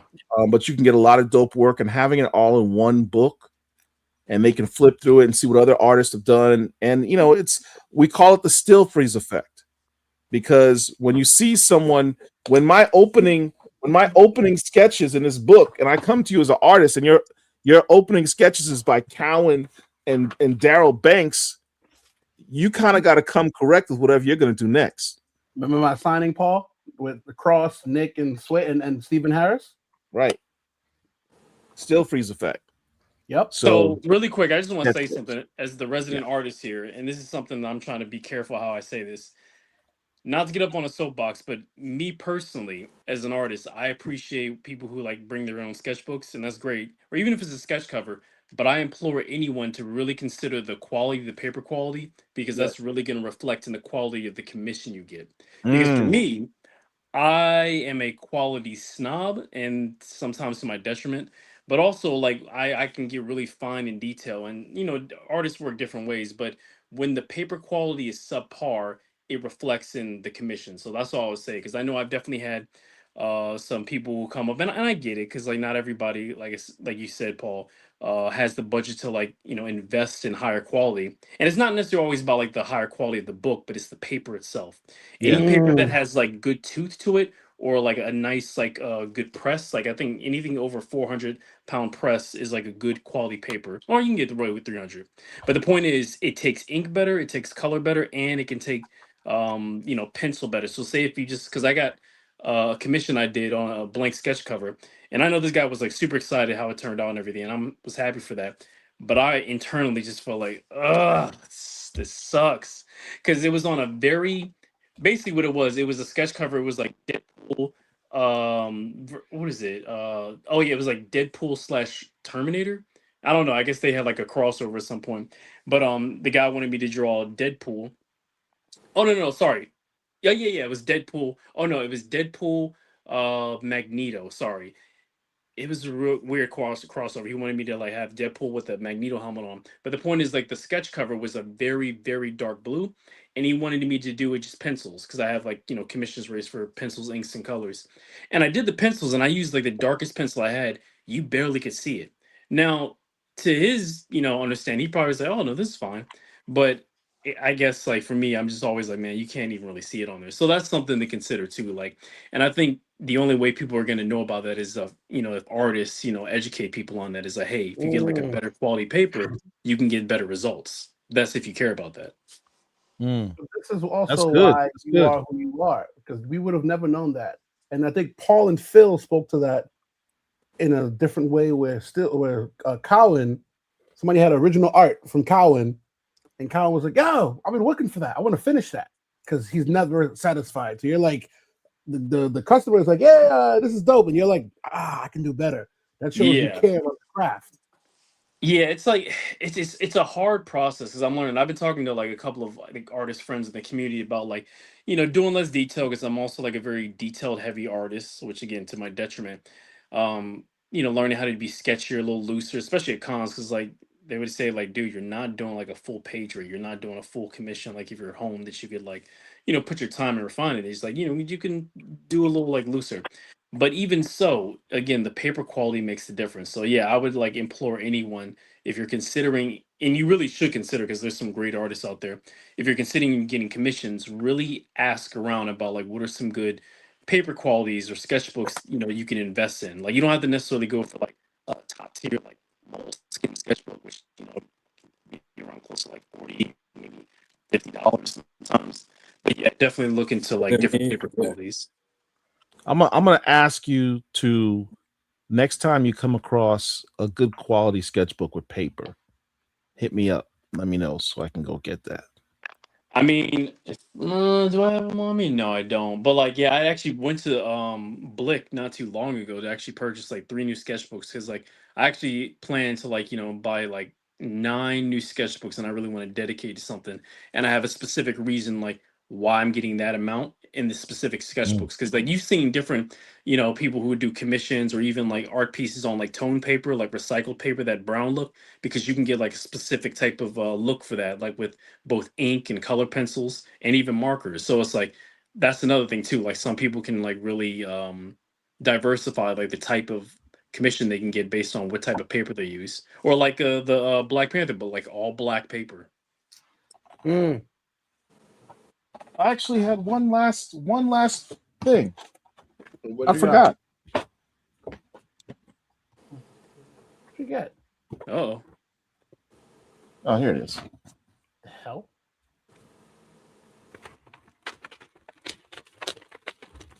Oh, messing up my book. Yeah, I can't. I have to pull this out. Hey, with this guy? I don't have black gloves. I don't want to hear it. Okay, I was about to mention it. I was about to say, you're going to make Phil come over there and be like, what you doing? Where the gloves at?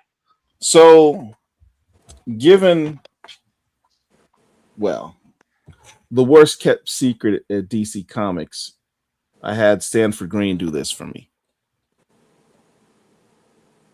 I don't know what you're talking about. I don't know Vixen. who this woman. I don't know who this woman is. I don't know. That's Vixen.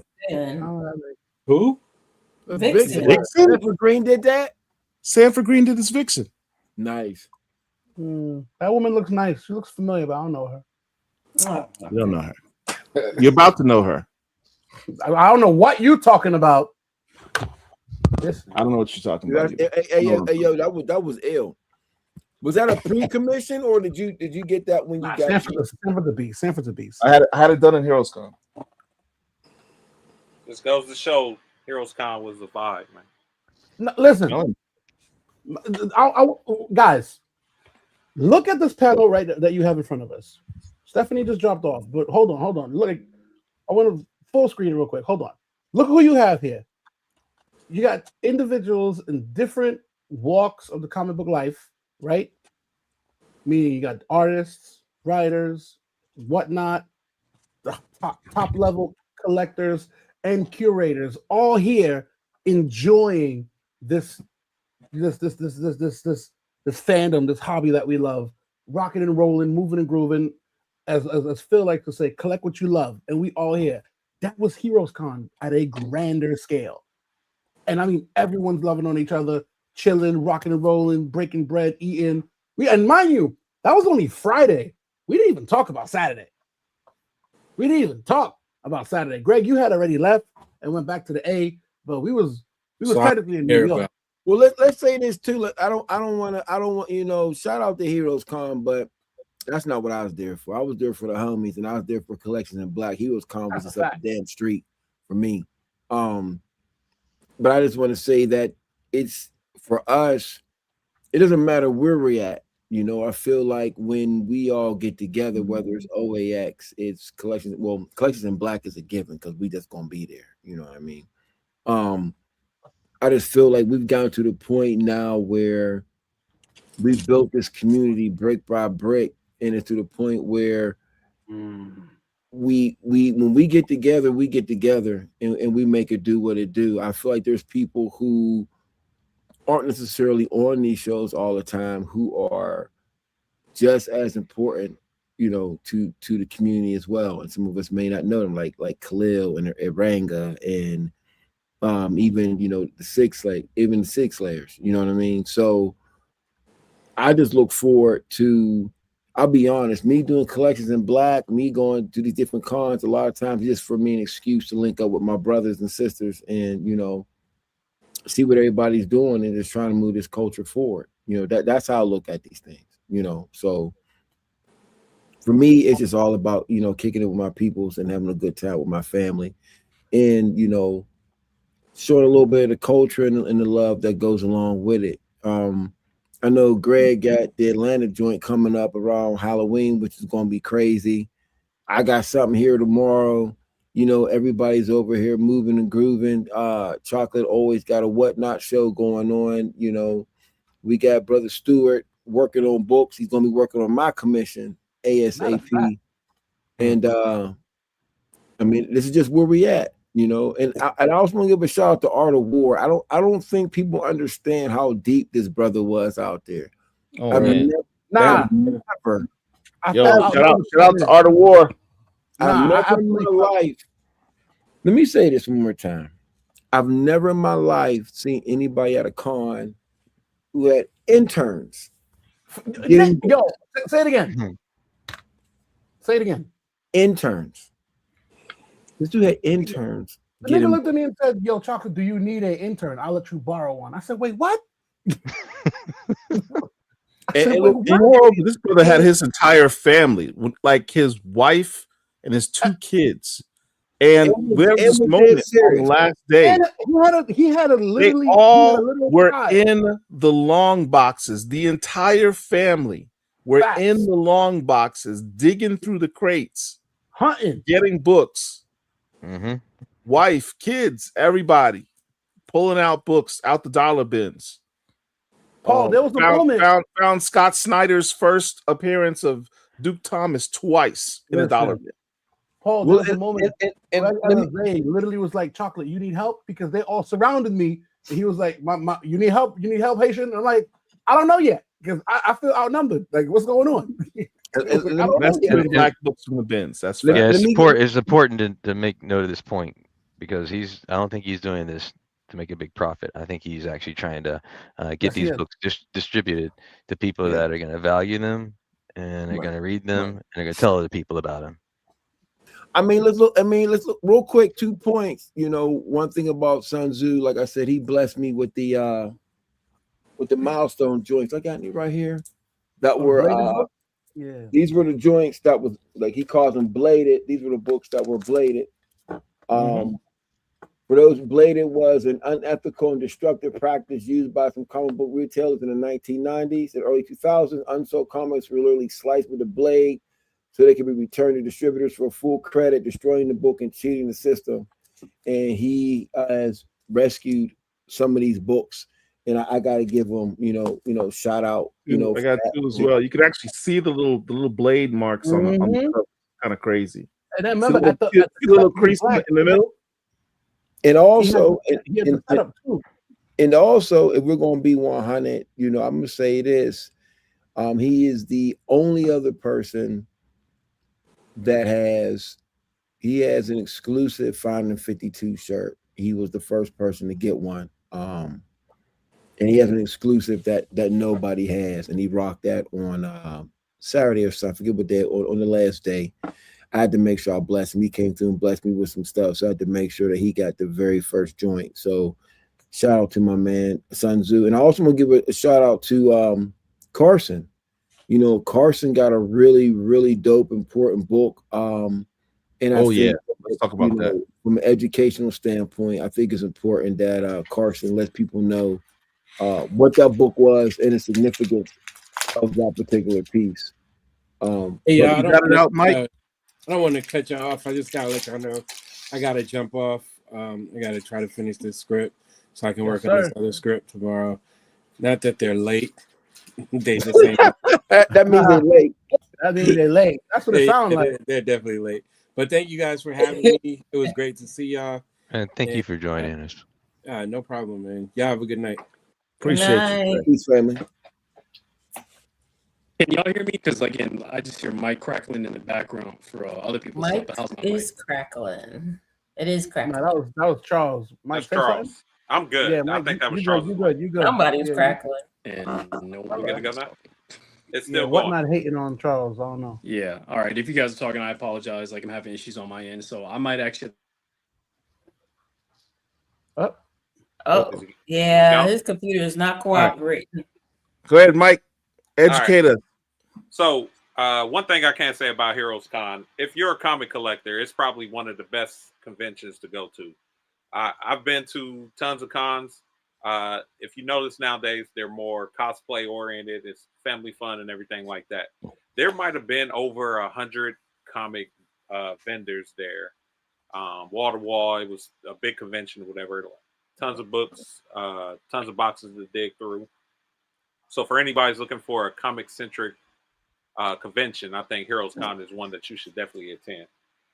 You got big artists, small artists. I'm gonna note a couple that I walked through the convention.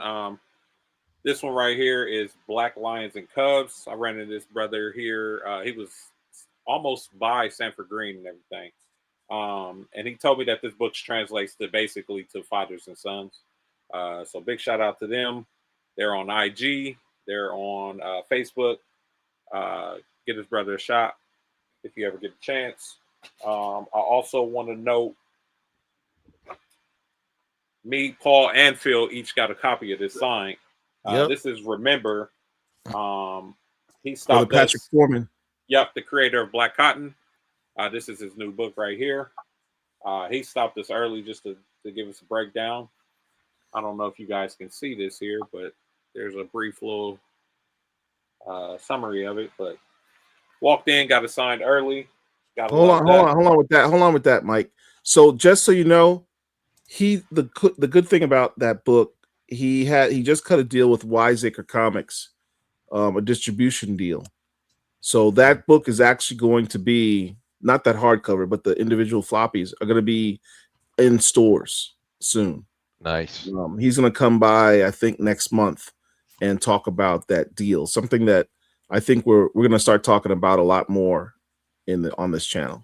Yeah, shout out to Patrick Foreman, man. He's a goat. I also want to give a big shout out to Danny Quick, Ace Blade Comics.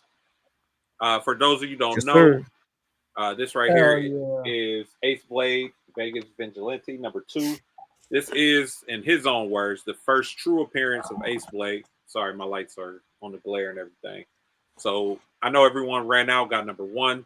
A lot of variant covers, dope covers, but if you're looking for the first appearance, make sure you get #2 because that's when he actually transitions a little bit to the man. So this right here too came back out in the 9.8, and it's the only one on the census. So I was happy to receive this here. Did you get that? Did you get that CGC there? I got this signed, CGC there, and everything in a matter of a couple days. So on-site grading. On site. So that one precedes this one. Oh, because he actually appeared as Ace Blade in that issue. Yep. So it, that one would technically be, kind of like 180, 181 Hulk situation with Wolverine. Yeah. So #2, just so you know. And the good thing, and this is coming from a collector's perspective, when you go to the show, my best advice would be to have your books ready, already have them submitted online so that you can go directly to whatever artist you need, get your signatures, and try to knock all that out day one. I spent probably a few hours or so just dealing with CGC initially. I got a couple of books cracked that I risked, and then I was able to go around, hit all the artists that I could, and try to get them all submitted because you want to get them submitted that first day because you want to get your books back by Sunday if possible. Otherwise, they're going to have to mail them to you. So it's a little, pro tip when you go into the shows, have your books already submitted and ready to go so you can just show up, hand them the paper, and you're good to go. And the book that I'm not going to show the book yet. This one right here is just their Heroes Convention book or program, so to speak. It's an EC comic strip old EC cover right here, just for anyone who was interested, whatever. Like I said, one of the biggest shows I've been to. That convention center is packed. There's food there. The hotels are all right there. It's a nice atmosphere, so definitely highly recommend. It was packed, but it wasn't congested. That was the big difference. Yeah. Nope. It was a good time. I would say Saturday might have been the most congested, and I think that's when and early though. That's when family and kids and everybody get to show up. So Friday, if you get a chance to get VIP pass, you got an early hour access, so you can kind of scope the scene or whatever. But that's up to you. All right, so this book I'm going to show right here, I actually walked around probably to every booth in that convention asking for it. No, everyone I went to, they would have, if they had it, they would have 15, and then they skipped to 18. 16, they skipped to 18. The book that I'm speaking of is World's Finest 17 from 1945. This is the first appearance of, or should I say, the only appearance of Ralph Jackson. Say that again. So this is appearance of Ralph Jackson. He's the first Black hero in DC Comics. I don't know if you can see this cover here. Like I said, it's World's Finest 17, 1945. It's probably only 83 of these on the CGC census, so it's a very scarce book. But if you're looking for something just to get into the game, he does have a legacy character. His granddaughter, her name is Skyrocket, and she's part of the. Let me get the book exactly. She's actually in JLA number 61. So, and she's part of the Navy Navigators Super Squad. So, this right here, Ralph Jackson, one of probably the most important characters because he helped open the door for a lot of different Black DC characters. And I know all the controversy going on right now, but DC actually probably has, I don't want to say twice as much or twice as many Black characters as Marvel, but they have a lot more. So again, World's Finest 17. This is DC Comics' first Black hero right here. As soon as you mention that, I'm on eBay. I'm seeing people like the copy that's on eBay right now. Yeah. Like I said, I walked through that whole convention asking everybody, like, hey, do you have a World's Finest 17? A few like, yeah, I looked through. They have 16, and then it jumps to 18. So shows that people are very hot on this book. It's always selling out fast. There's one copy on there, like a 6.0. I want to say probably like 800 or 900 or something like that. It's 881 right now. Yeah. Very hot book. If you ever see this out in the wild, please rescue it. Bring it home. These always hold their value pretty well because not only does it have a Black character, but it's featuring Superman and Batman on the cover. Those books are always timeless, and the Golden Age books seem to do pretty well. Mm-hmm. Yeah, the color on that is really the yellow good. background is nice. This one I happened to get. It was luckily it was white pages for such an old book. It's crazy. So and if I want to get Carson his props, because Carson's one of those guys. Me and Carson try to grab these particular first appearances, big joints or whatever. He sat back and he hit me up. He said, "Yo, I saw such and such had True Comics number 5." I did go down. I, of course, even though I have a copy and the original artwork, I still had to go down there and go see it for myself. But also, like at the end of the night, we're in a particular group where we sit back and we look back and forth. Brother Carson that left, and he damn near sitting on this wild goose chase trying to find this little kid's comic book for him. But I think the people had already left. But it's stuff like that I don't mind doing in the culture, trying to make sure, we get those particular books. Yeah. So. And I definitely appreciate it. Shout out to Killer Bee Comics because I mentioned it. And me and him walked around to every booth, and we end up finding him a complete set. For those of you who don't know, Little Kids Calvin is a small little section. This comic, his first appearance is in number 10. 11, and 12. It's a 3-part series. I want to say there's a couple on eBay right now, but it's one of those books where every time we went to ask somebody about it, it's like, I don't have it, but I wish I did. And I think that's something that everyone should try to put into their wheelhouse because it's an affordable key compared to some of these higher end ones. But I think that's one that you would add. And when I went to go look up, there's only 12 of number 10 on the census, and then there's 5 each of number 11 and 12. So very low rate right there. Definitely recommend. Well, one of the stories too about that particular book is that the artist who drew it was very young at the time, like young, like teenager young, like young. I don't know why I want to say his name was Daryl Banks. I could be just spitballing, but I think you may be correct, but I know that nobody has seen or heard of him for Can't decades. figure it out. Nobody knows where he's at. There's no trail on him. That might be that, I'll be quiet, but it's just an amazing story. Like I remember when I first seen Little Kids Calvin, I was obsessed with it. I had at one point I had like 6 or 7 copies, but then I would sit there and just give, I would bless people with copies, you know what I mean?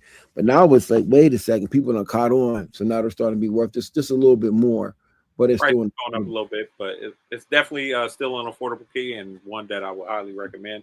For sure. So, like one thing I noticed at the convention is when I went to go ask around for some of our books, Friday Foster, The Funnies 45, Little Kids Calvin, Fast Willie Jackson, they knew these books. A lot of these tables there, they were, white comic books or whatever you want to say.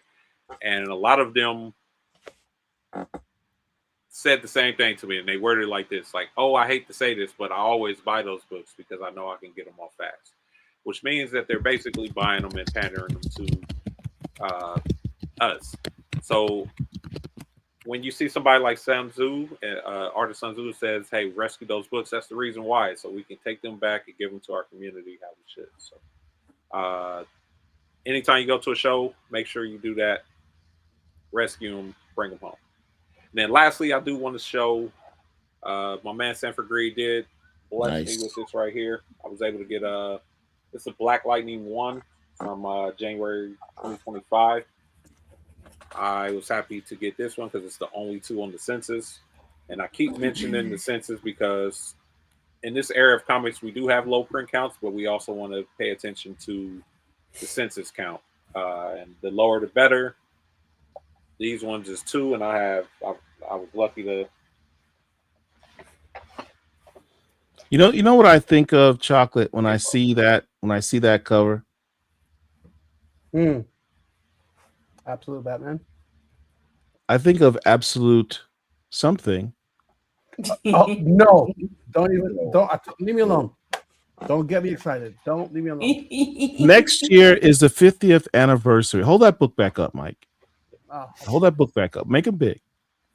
Next year is the 50th anniversary of Black Lightning. Man. How cool and dope would it be for DC to do an Absolute Black Lightning? Could you imagine if they did an Absolute Black Lightning, revamped his whole power set, how he got it, his daughters, and just here's how you do it.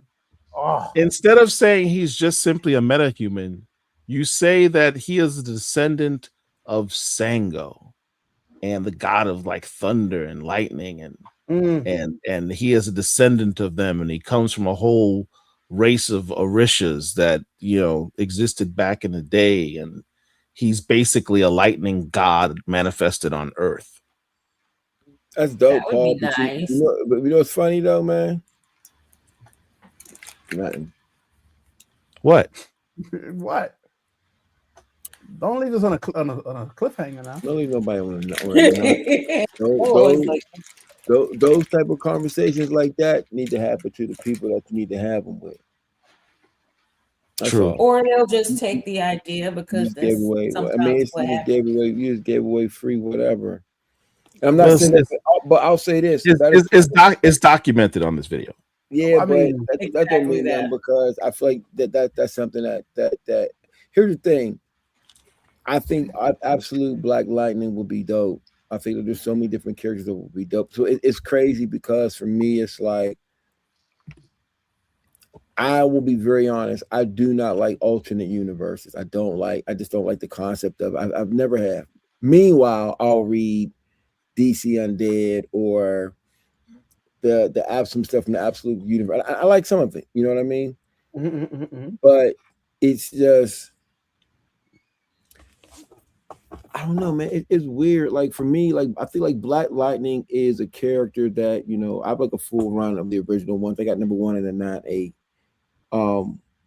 I think it's a really dope book.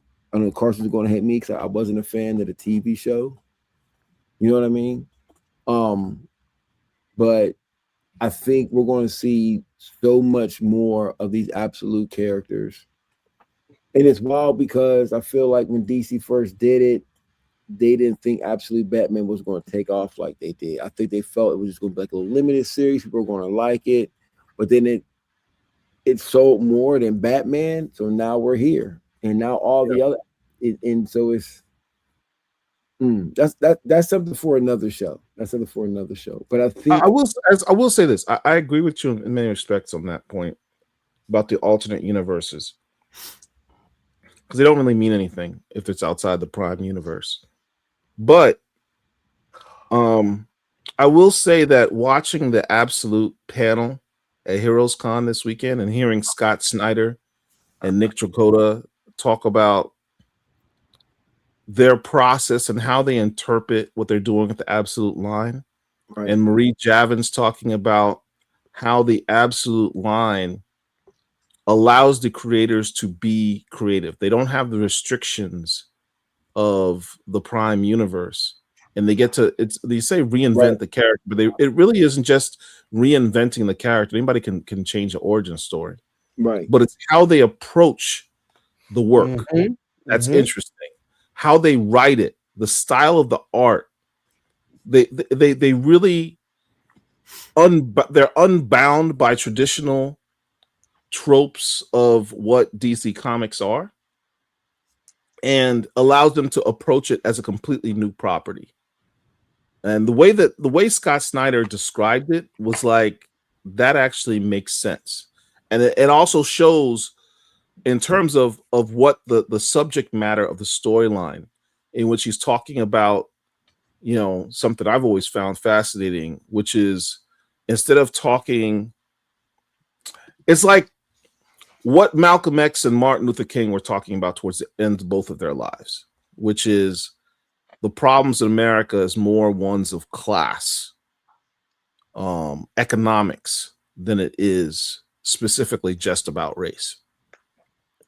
And when you view those problems as class problems, as social economic problems, more so than anything else, the rich getting richer and the poor getting poor, working class versus the super elite 1%, 2%, and you break down those problems in that analysis, that's how he's approaching the Absolute Batman storyline. Right.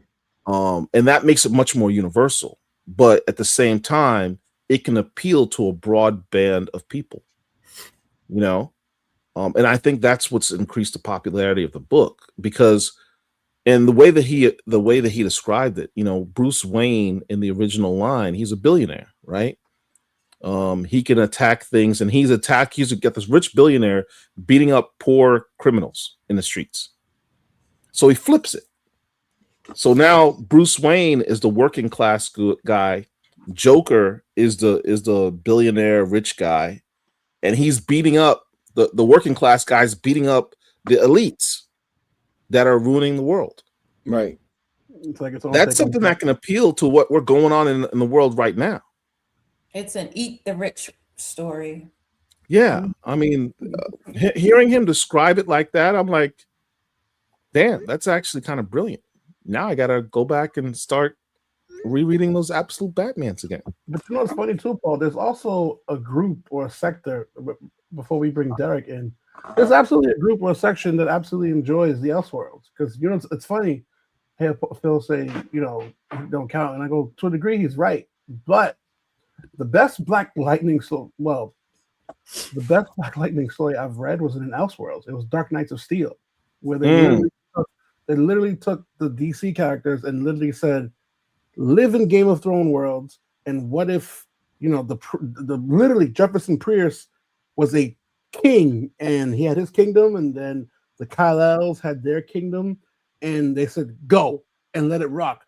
That was probably the best gosh dang story, to the point I was like, I need to see this as a cartoon. I need to see it was dope. And that was it was so cool right up to the point that they killed him. Yeah, they did. Yeah, they did. They did, but still, for what we got, I was like, yo, this is absolutely fire. I enjoyed Dark Knights of Steel. To the point I got the books, the trade, the whole shebang. I absolutely excited. Absolutely excited for it. But no, I mean, let's see what they do. But absolute Black Lightning, I don't man. It might be dope. And if there's something that I forgot to say too about Collections in Black, is that all of Shane's graffiti pieces and comic inspired graffiti pieces are all for sale. I will have all the sales information up there at the studio. Shout out to Shane.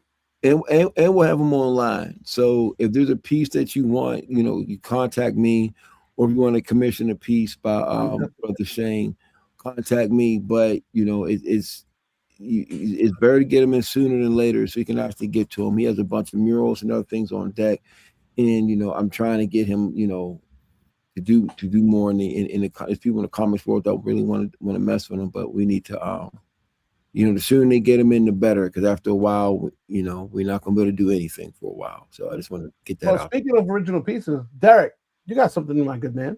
You said on yeah, Paul, pull up that the Charles Stewart original that you showed.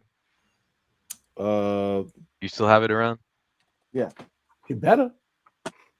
Damn. You better. This one. Yeah, so that was one of several that was from the Nazi milestone book that came out. Was it last year? And I was just going to show a few other ones that he had. I took some pictures of some of the other panels. You gonna show the ones that I want to put on layaway? Layaway comics. You better pre-order them joints. Yeah, let's see. Make it a little bigger. That's mine on the right. Oh, you're gonna put the price tag here. You want to see? All right, thank you, Derek. Appreciate that. My wife appreciates it. Well, she doesn't know if you get a discount or not. Yeah, the one on the right was one that Paul got. $500 is the price tag. But there's also on the left here is the first time that you got a Nazi and Static showing up in a milestone book together. So yeah, that's the page I really wanted. Something he pointed out to me. It's kind of hard to see here.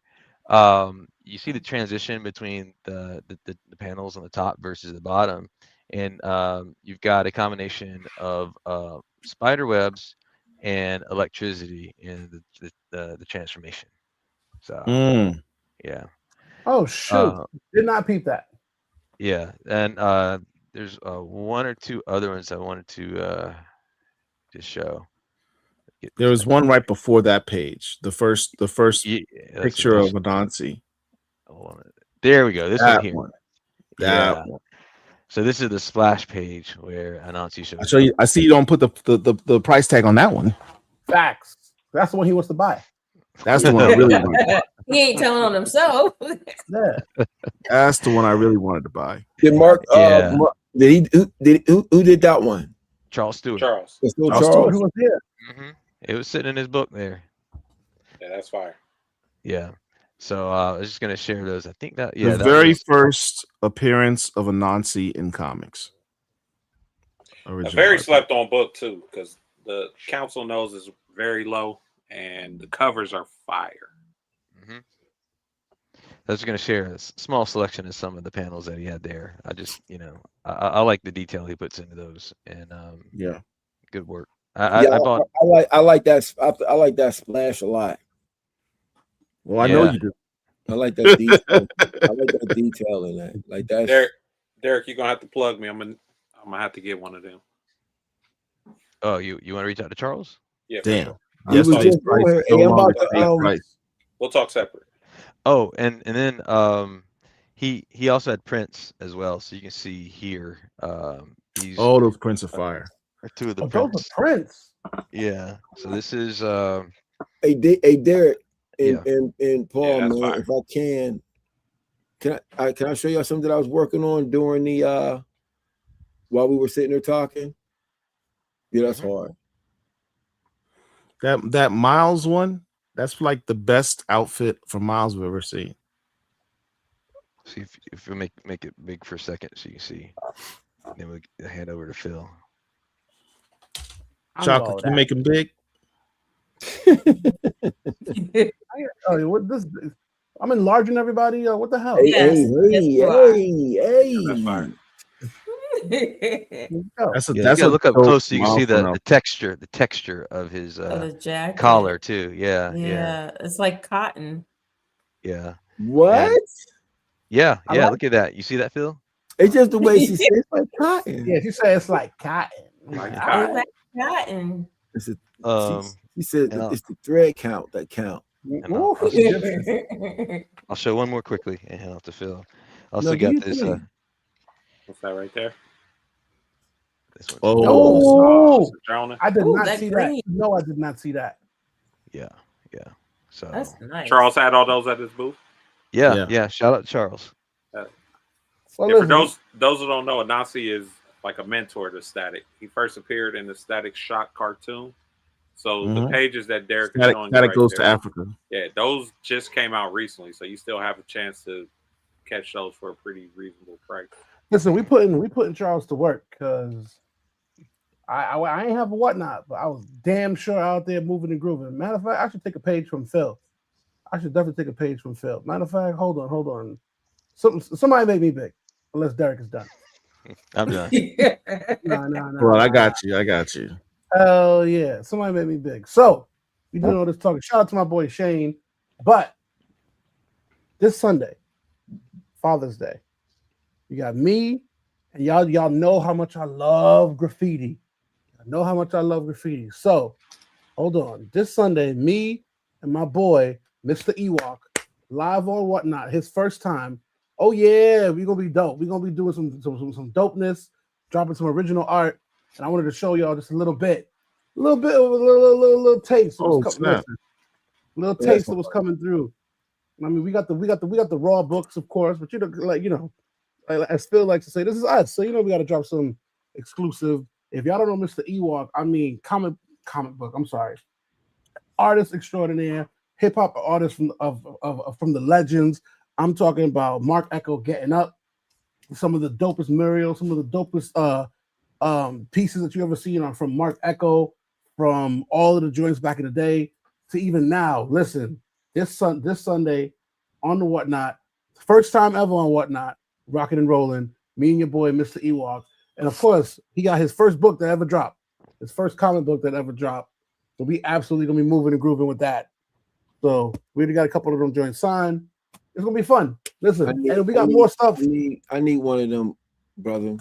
Listen. I already knew that was coming through, so I'm like, yeah.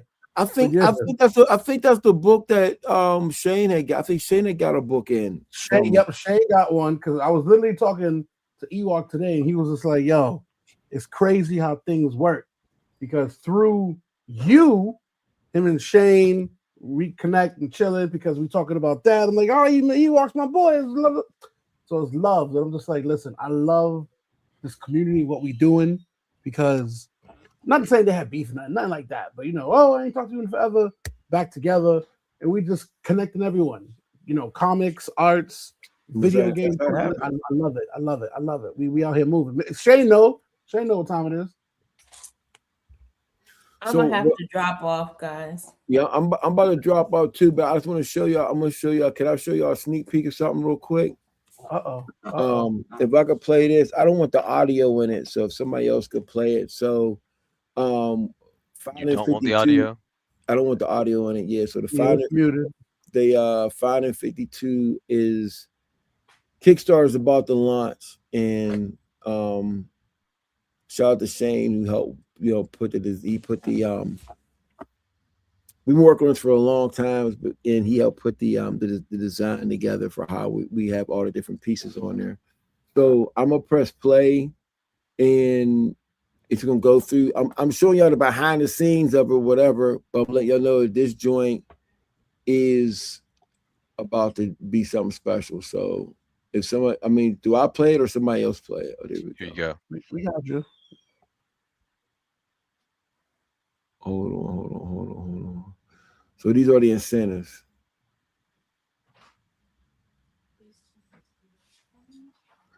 And y'all can't see what it is, but as you can see in my shit's gonna be, you get a ton of stuff with the 552. So it's gonna be super packed. It's gonna be crazy, and we could come back out of that joint. Y'all could dissect that later. Matter of fact, let me take this out of here so y'all can't dissect later. I'm already eye hustling. But yeah, it's about, man, it's about to go down. I think for me, the one thing that I wanted to do more than anything was that I'm doing this film anyway, but I wanted to make sure that anybody that's in my Kickstarter will, one, it's going to be a Kickstarter that's going to be fulfilled. No shots fired, just honesty. And two, I wanted to give people things that actually meant something. Like for me, I wanted to do like the lobby cards, stickers, T-shirts, like things you would ever want. Posters. I've been talking to some artists. I may do some original art when you go up to the higher tiers as well. So it's, we just gonna make it work, y'all. That's all. I'm excited. You know what was one of the dopest things about this con? And I think you said it you and Paul said it about me, right? Where it was like in MegaCon, Paul got to see me, as he likes to say, kissing babies and shaking hands and quesadilla. And of course, he came to the hotel, chilling, rocking and rolling, breaking bread. He seen the whatnot, came to my crib, seen it. But it was awesome that at this con, everyone had a star moment. It was never like I'm trying to outshine you. It just happened naturally. Friday, everybody knew we go to Collections of Black. That's where it was supposed to be. We going. Phil was in Phil mode, just rocking. Phil was I call him Phil 2.0, Super Saiyan, rocking, moving. Shout out to Miss Joanne. Shout out to her husband. Rocking and rolling. Right. Boom. Even that day before, even then Saturday, getting stuff signed. Oh, chocolate. Oh, can I take a photo? Just moving and grooving. Boom. Paul sitting there right there, just like, take the photo, man. Cool. Literally right by Stephanie's desk. There's 3 individuals talking to Paul. Back, all of these are my people. Shout out to the anti-hero. Oh my God, I forgot that. Anti-hero society. Anti-hero society. My Sun 2 warriors. Because Phil, these niggas run deep. It's like the Crips and Bloods out there. Right. I'm like, literally, I felt like they was about to break out into you never seen freaking what is it? She's bad.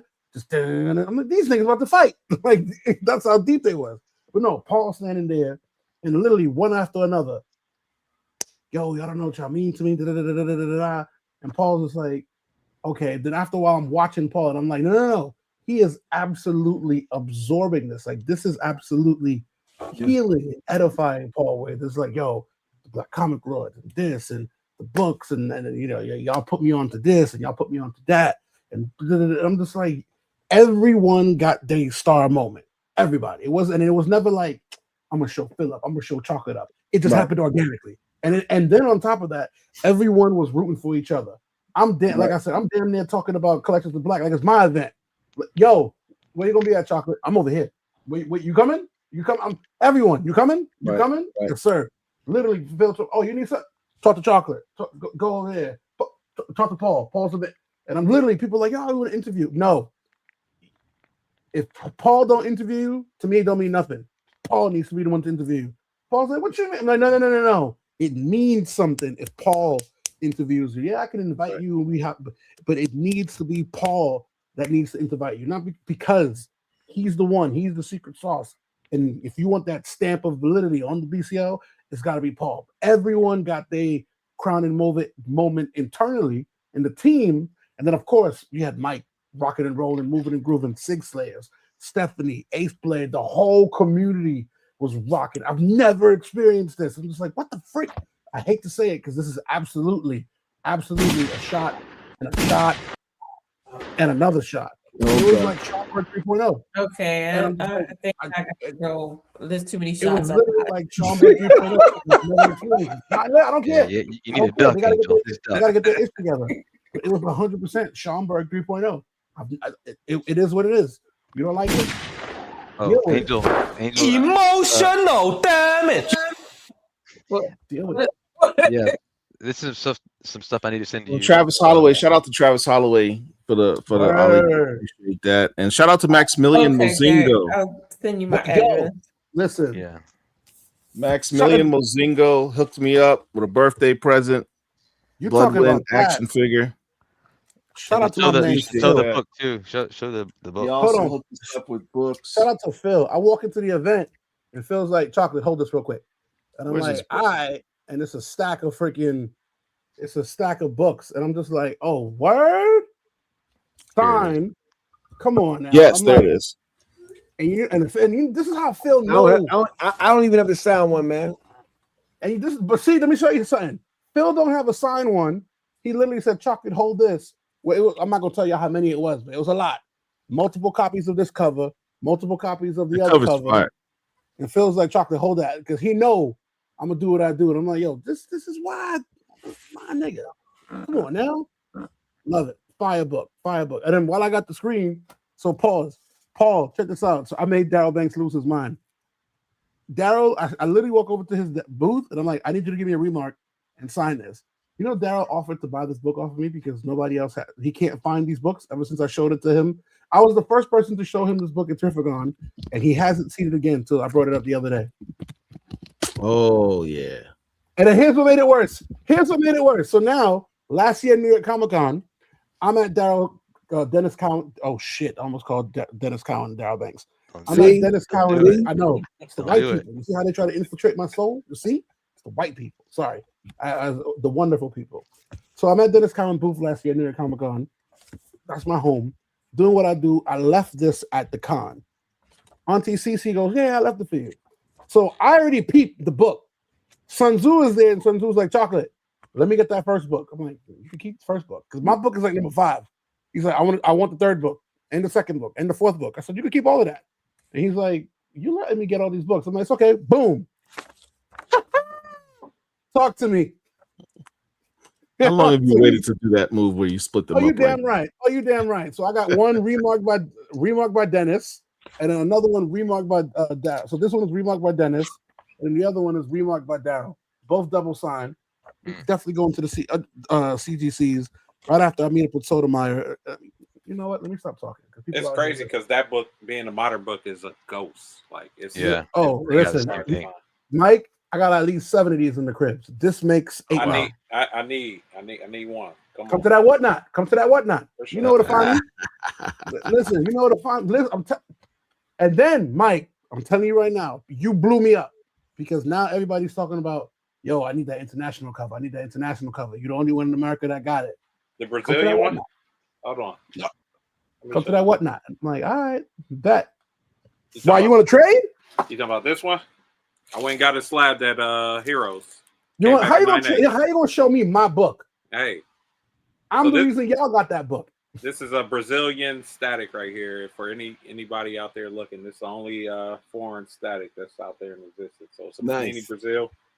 Nice. I want to shout out to Ken Johnson because he gifted me this book raw when I bought some other books. Which hurts my soul because I gifted it to Ken Johnson. Hey, it's one happy family, man. We out here gifting the world. You know what I mean? So, hey, I got one back. I submitted it Friday, and I got it back Sunday. So nice. I think I got a couple of them still double and triple signed in my cage. Somebody asked in the comments too: are books more expensive to get slapped on site? Yes. Absolutely. For just a blue label, you're looking at about $49.50.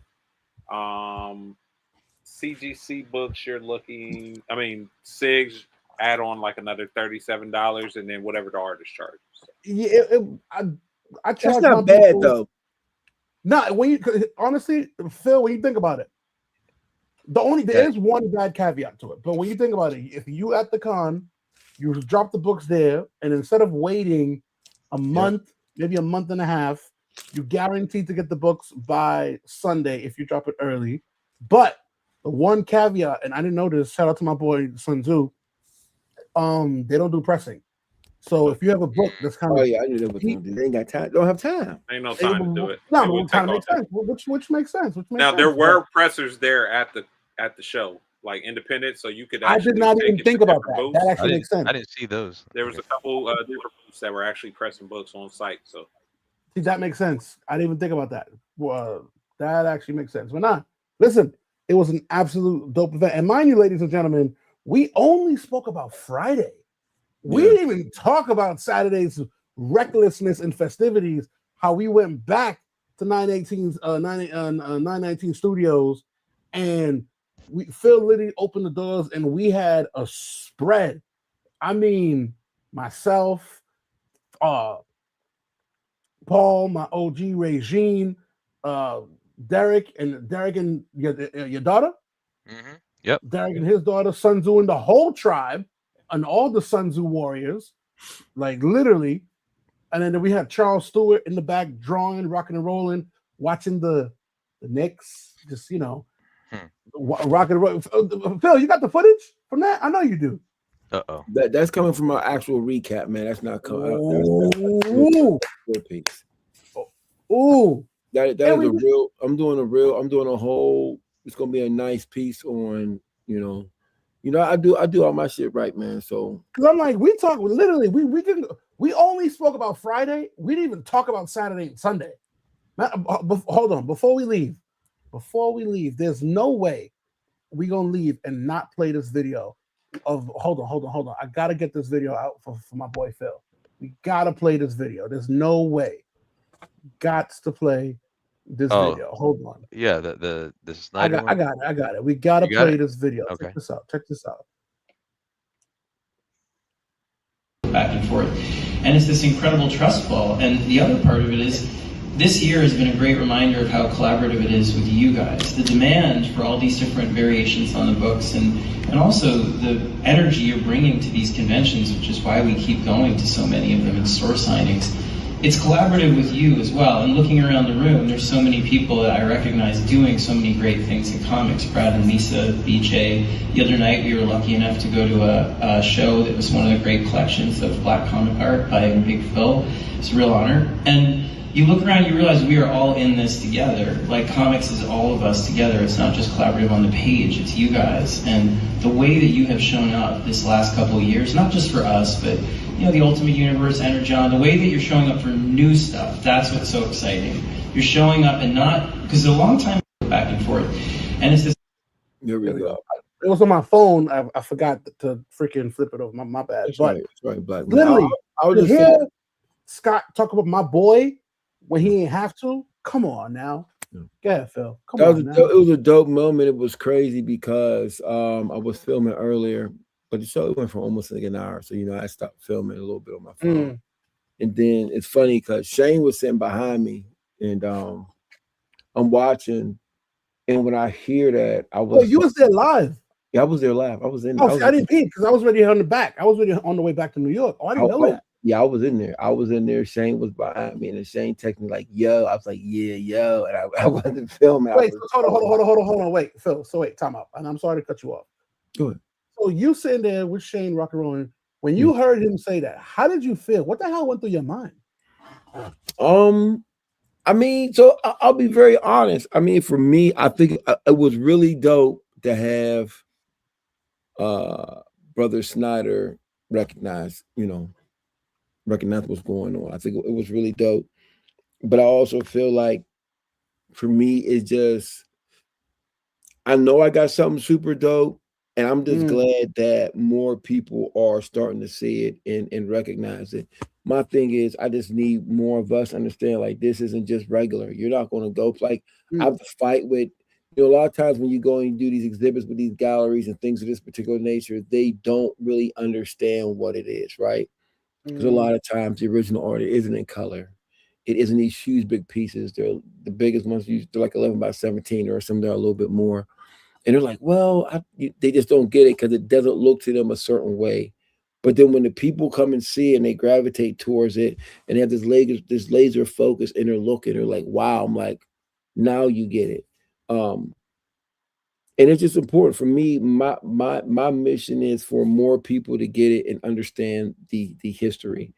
And it's important for those outside of our community to understand the importance of these characters, why they are important, and why they are a part of history. It can just we can coexist. Black Panther is my favorite character, but I also like the Winter Soldier. You know what I mean? So it's just they can coexist. And it's funny I said that because I actually have a Chuck Patton Black Panther Winter Soldier commission that he did to me because those were two of my favorite characters. But it felt good. Through all that, it always feels good to be recognized.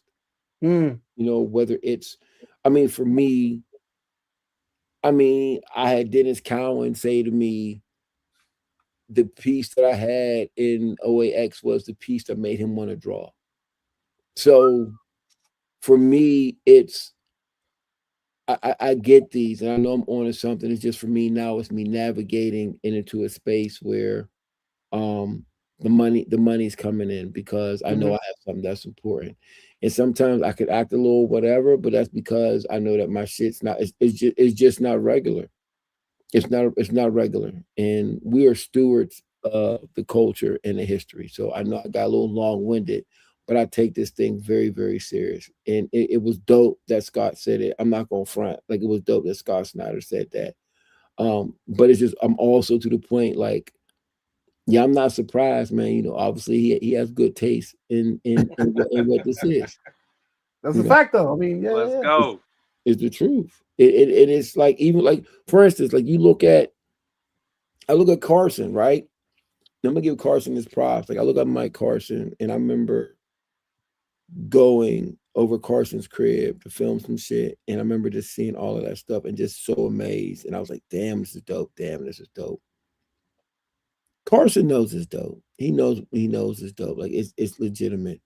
But it is still good to hear that at times, because a lot of times we get so absorbed in what we're doing, we don't necessarily want to pat one back, but we're so busy doing what we're doing that it is good to hear, hey, yo, that's what's up. So a lot of times, like, when I talk to my homies, I'm always, hey, that was dope, man, you killing and you whatever. Because when I look at Friday, I got in Thursday and Friday. All I did was, when y'all came in the doors, maybe an hour after I came in the doors, we were still trying to get things together. That's what always happens. And I add to the point where I'm so busy. Then I'm playing host. I'm doing this. I'm doing that. I'm not even stopping and grabbing pics like I want to, and this, that, and whatever. And so sometimes we get caught up in the moment of building something. But it's good just to be appreciated. Sit back and enjoy it. By the people that we're entertained by, and our peers. But nah, it was absolutely dope. But that's the second time you said something, and I wanted to make it very clear. I want you to touch on it again. You talked money, and I say that because, can you tell people? Obviously, numbers, that's private, that's yours. But can you tell people how much you charge both days, Friday and Saturday, people to come through, eat, mingle, rock and roll with myself and Paul and Scott and Sanford, get a preview of the movie. Free drinks, free drinks at the bar Friday too. Come on now, how much you charged? I didn't charge anything. Free 99. Thank you. Mind you, y'all see me come through suited and booted with my wife. I didn't charge anything, and people will sit back and say I'm crazy, but I feel like you got to get the word out to the people. I kind of want the people to be in the building. There's not going to be, here's the thing too. I also have a relationship with 989 Studios, but I'm also, from here on, like, that's not happening in other spaces at all. Like, what I have to bring is very expensive, having all that stuff. I mean, to the point where Shane had to drive up to bring up some of the art because we just didn't want to ship it. So like going forward, I'm taxing, but it's worth it, and it's worth it for the culture. Now, listen, I was there, boots on the ground, and now I know how it feel when you and Paul be like, you gotta go to OAX, y'all gotta go to OAX, because it's, and then Paul always says it's not the con, it's what happens after the con when you guys are breaking bread and building, and that's let me tell you this, Carson, you need to come to Florida with us in March, sir. For sure. I haven't been yet, but I heard good things. It's I can't even explain how dope. And Chocolate, you got to come this year, man. Like, you'll have a ball, man. Listen, I'm not. We have a ball. My wife already said, listen, my wife is a nurse, and I can say this on camera. My wife already said, Daddy, fuck that. I'm just going to drug you. If the flight's over in 2 hours, I'm just drugging you. You're just going to fall asleep. Because enough is enough. I was just like, B.A. Baracus style. Yeah, a little pretty much. My wife was, because y'all know, like I told, me and Paul, we walking down the street, somebody pull out a knife or a gun, I'm fighting. Oh, here's the reward. You got a plane, a ticket to Jamaica or Haiti. The whole ride, I'm gonna be a bitch. Terrified. You'll be fine. You'll grow. Whole ride, I'm gonna be a bit terrified. I am who I am. I'm gonna admit my flaws. Whole ride. I'm holding my wife's hand. I'm holding whoever's next to me's hand. If you don't like it, so be it. I'm holding your hand. I don't care. I don't like it. Well, look, guys. Hey, look, I still got some things I gotta do for this. I got a screening tomorrow. I'm tripping.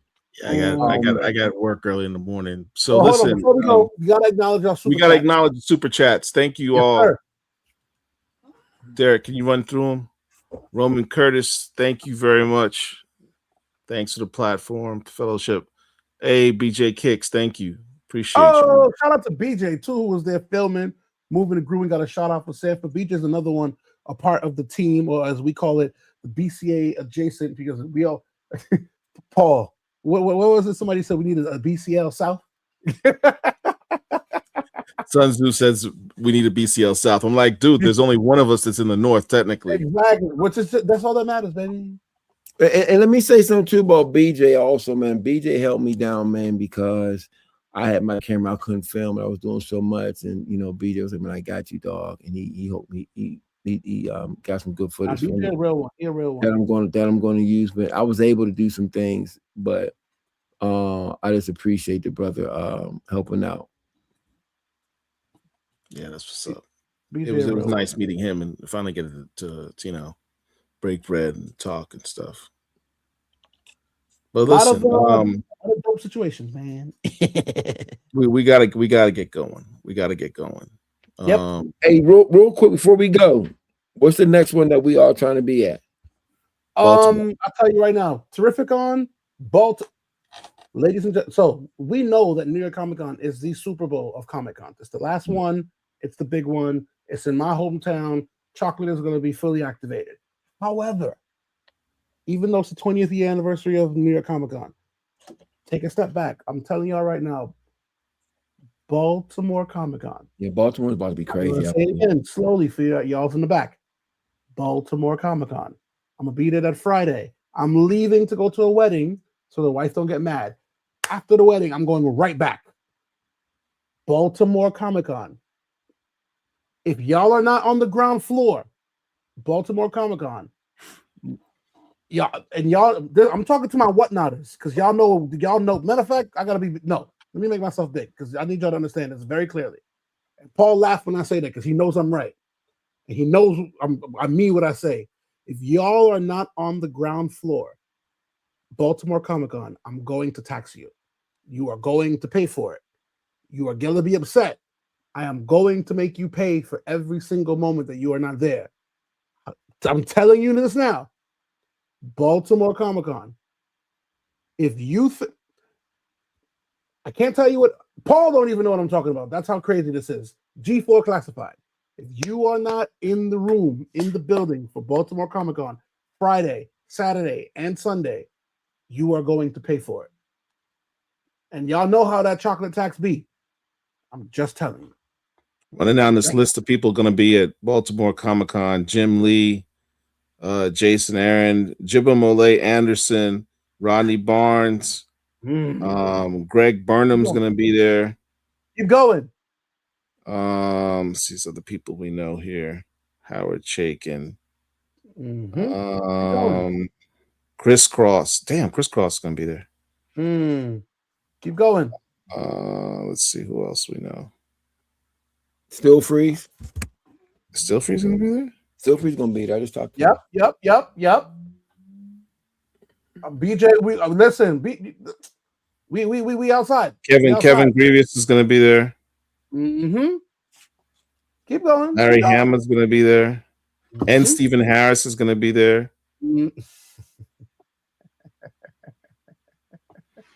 Sean Damian Hill is gonna be there. Jamal Eigel's gonna be there. Joe Illidge is gonna be there. Stephanie Williams is gonna be there. Stephanie's gonna be there. I know everyone's gonna be there. Tula Lote is gonna be there. I'm gonna be there. Sean Martinbro is gonna be there. Aletha Martinez is gonna be there. Wow, this is insane. Yeah, the Ill Master. Shout out to my mentor. Listen, Phil Noto, Ryan Otley, and Afua Richardson, Marcus Baltimore Roberts, Comic-Con James Robinson. I think Baltimore Comic-Con is only the second con that CTC is doing on-site grading. So Heroes is the first one for this year. I think Baltimore is the only other con where CTC is doing on-site grading. I'm gonna get my Baltimore stuff ready now. Scott Snyder's gonna be there. That tells you how serious Baltimore Comic-Con Ryan is. Stillfreeze, Charles Stewart. Mm-hmm. Wait a second, Charles did this cover? Mm-hmm. That's Chris Cross. Brandon Thomas is gonna be there. Damn. Well, I'm about to be asleep in the bed, so I'm gonna holler at y'all tomorrow. Well, listen, while he's Keith doing Williams is gonna be there. Ron Wilson's gonna be there. Keep going. Listen, man. Sometimes it's right in front of you, ladies and gentlemen. While we doing I got these Ron Wilson's. Sign over the weekend. Wait. You're not just gonna sit there and play with that. Triple sign. Damn it! I forgot to get him to sign that. Where, baby? And Sanford And Chuck Brown. Yep. Got to find David Walker somewhere. David. I know what con he's gonna be at. Speaking of con, ladies and gentlemen, I would be remiss if I didn't say this. I told y'all about my whatnot this Sunday. This whole weekend, y'all gonna be on whatnot. Why? Because my boy Sun Tzu. I mean, like I said, yes, I'm the king of the whatnots, but they're not behind me. They are to my left and they are to my right. It is Sun Tzu. It is my boy Six Slayer. Ain't nobody behind me. No, we right next to each other. My boy Sun Tzu this Friday has a Juneteenth show. Nice. Rushing it. And like Sun Tzu is literally moving 98% only Black indie books. So you want to get your Ace Blade, you want to get your Godhoods, you want to get your Stranger Comics. He got them signed. Not only is he having a Friday show, his show is so big, I'm not even gonna pause it. He's having a follow-up show that Saturday. And then when you're done recovering from his Saturday show, Mr. Ewok, first time on Whatnot, with me, King of the Blurs, on Whatnot this Sunday, rocking and rolling. I mean, what more do you want? What more do you want? Come on now, let's go. Paul, let's roll. All right. So listen, before we go, everyone please hit the like button, share the video, subscribe to the channel. If you've never been here before, subscribe to the channel. It costs you nothing. Shout out to Sun Tzu. He said he was sending some of his Art of War people over here. Welcome. If you've never been here before, please hit the like button, subscribe to the channel. Happy Father's Day too. The hell? Happy Father's Day, all you brothers, man, on this panel. Everybody here. I'm a dad. It was a beautiful moment this weekend. It's reflective of what we've been talking about here at Black Comic Lords. We have a beautiful community. We have a talented community, and everything that we need is right here with all of us. If we remember that, and we remember to support and uplift our brothers and sisters instead of attacking them, I think there's a lot that we can accomplish, and this weekend was a perfect example of it. There's just so much love in that spot. I never heard a bad word spoken about anyone at any time. No animus, no beefs. It was just love of comics, love of the culture, and love of each other. It's in the times that we live in which that is not the case. It was a good change of pace. It was a respite from the madness of our real world. That should be our real world on the everyday level as Black people. So until next time, everybody, Black Comic Lords, we got you.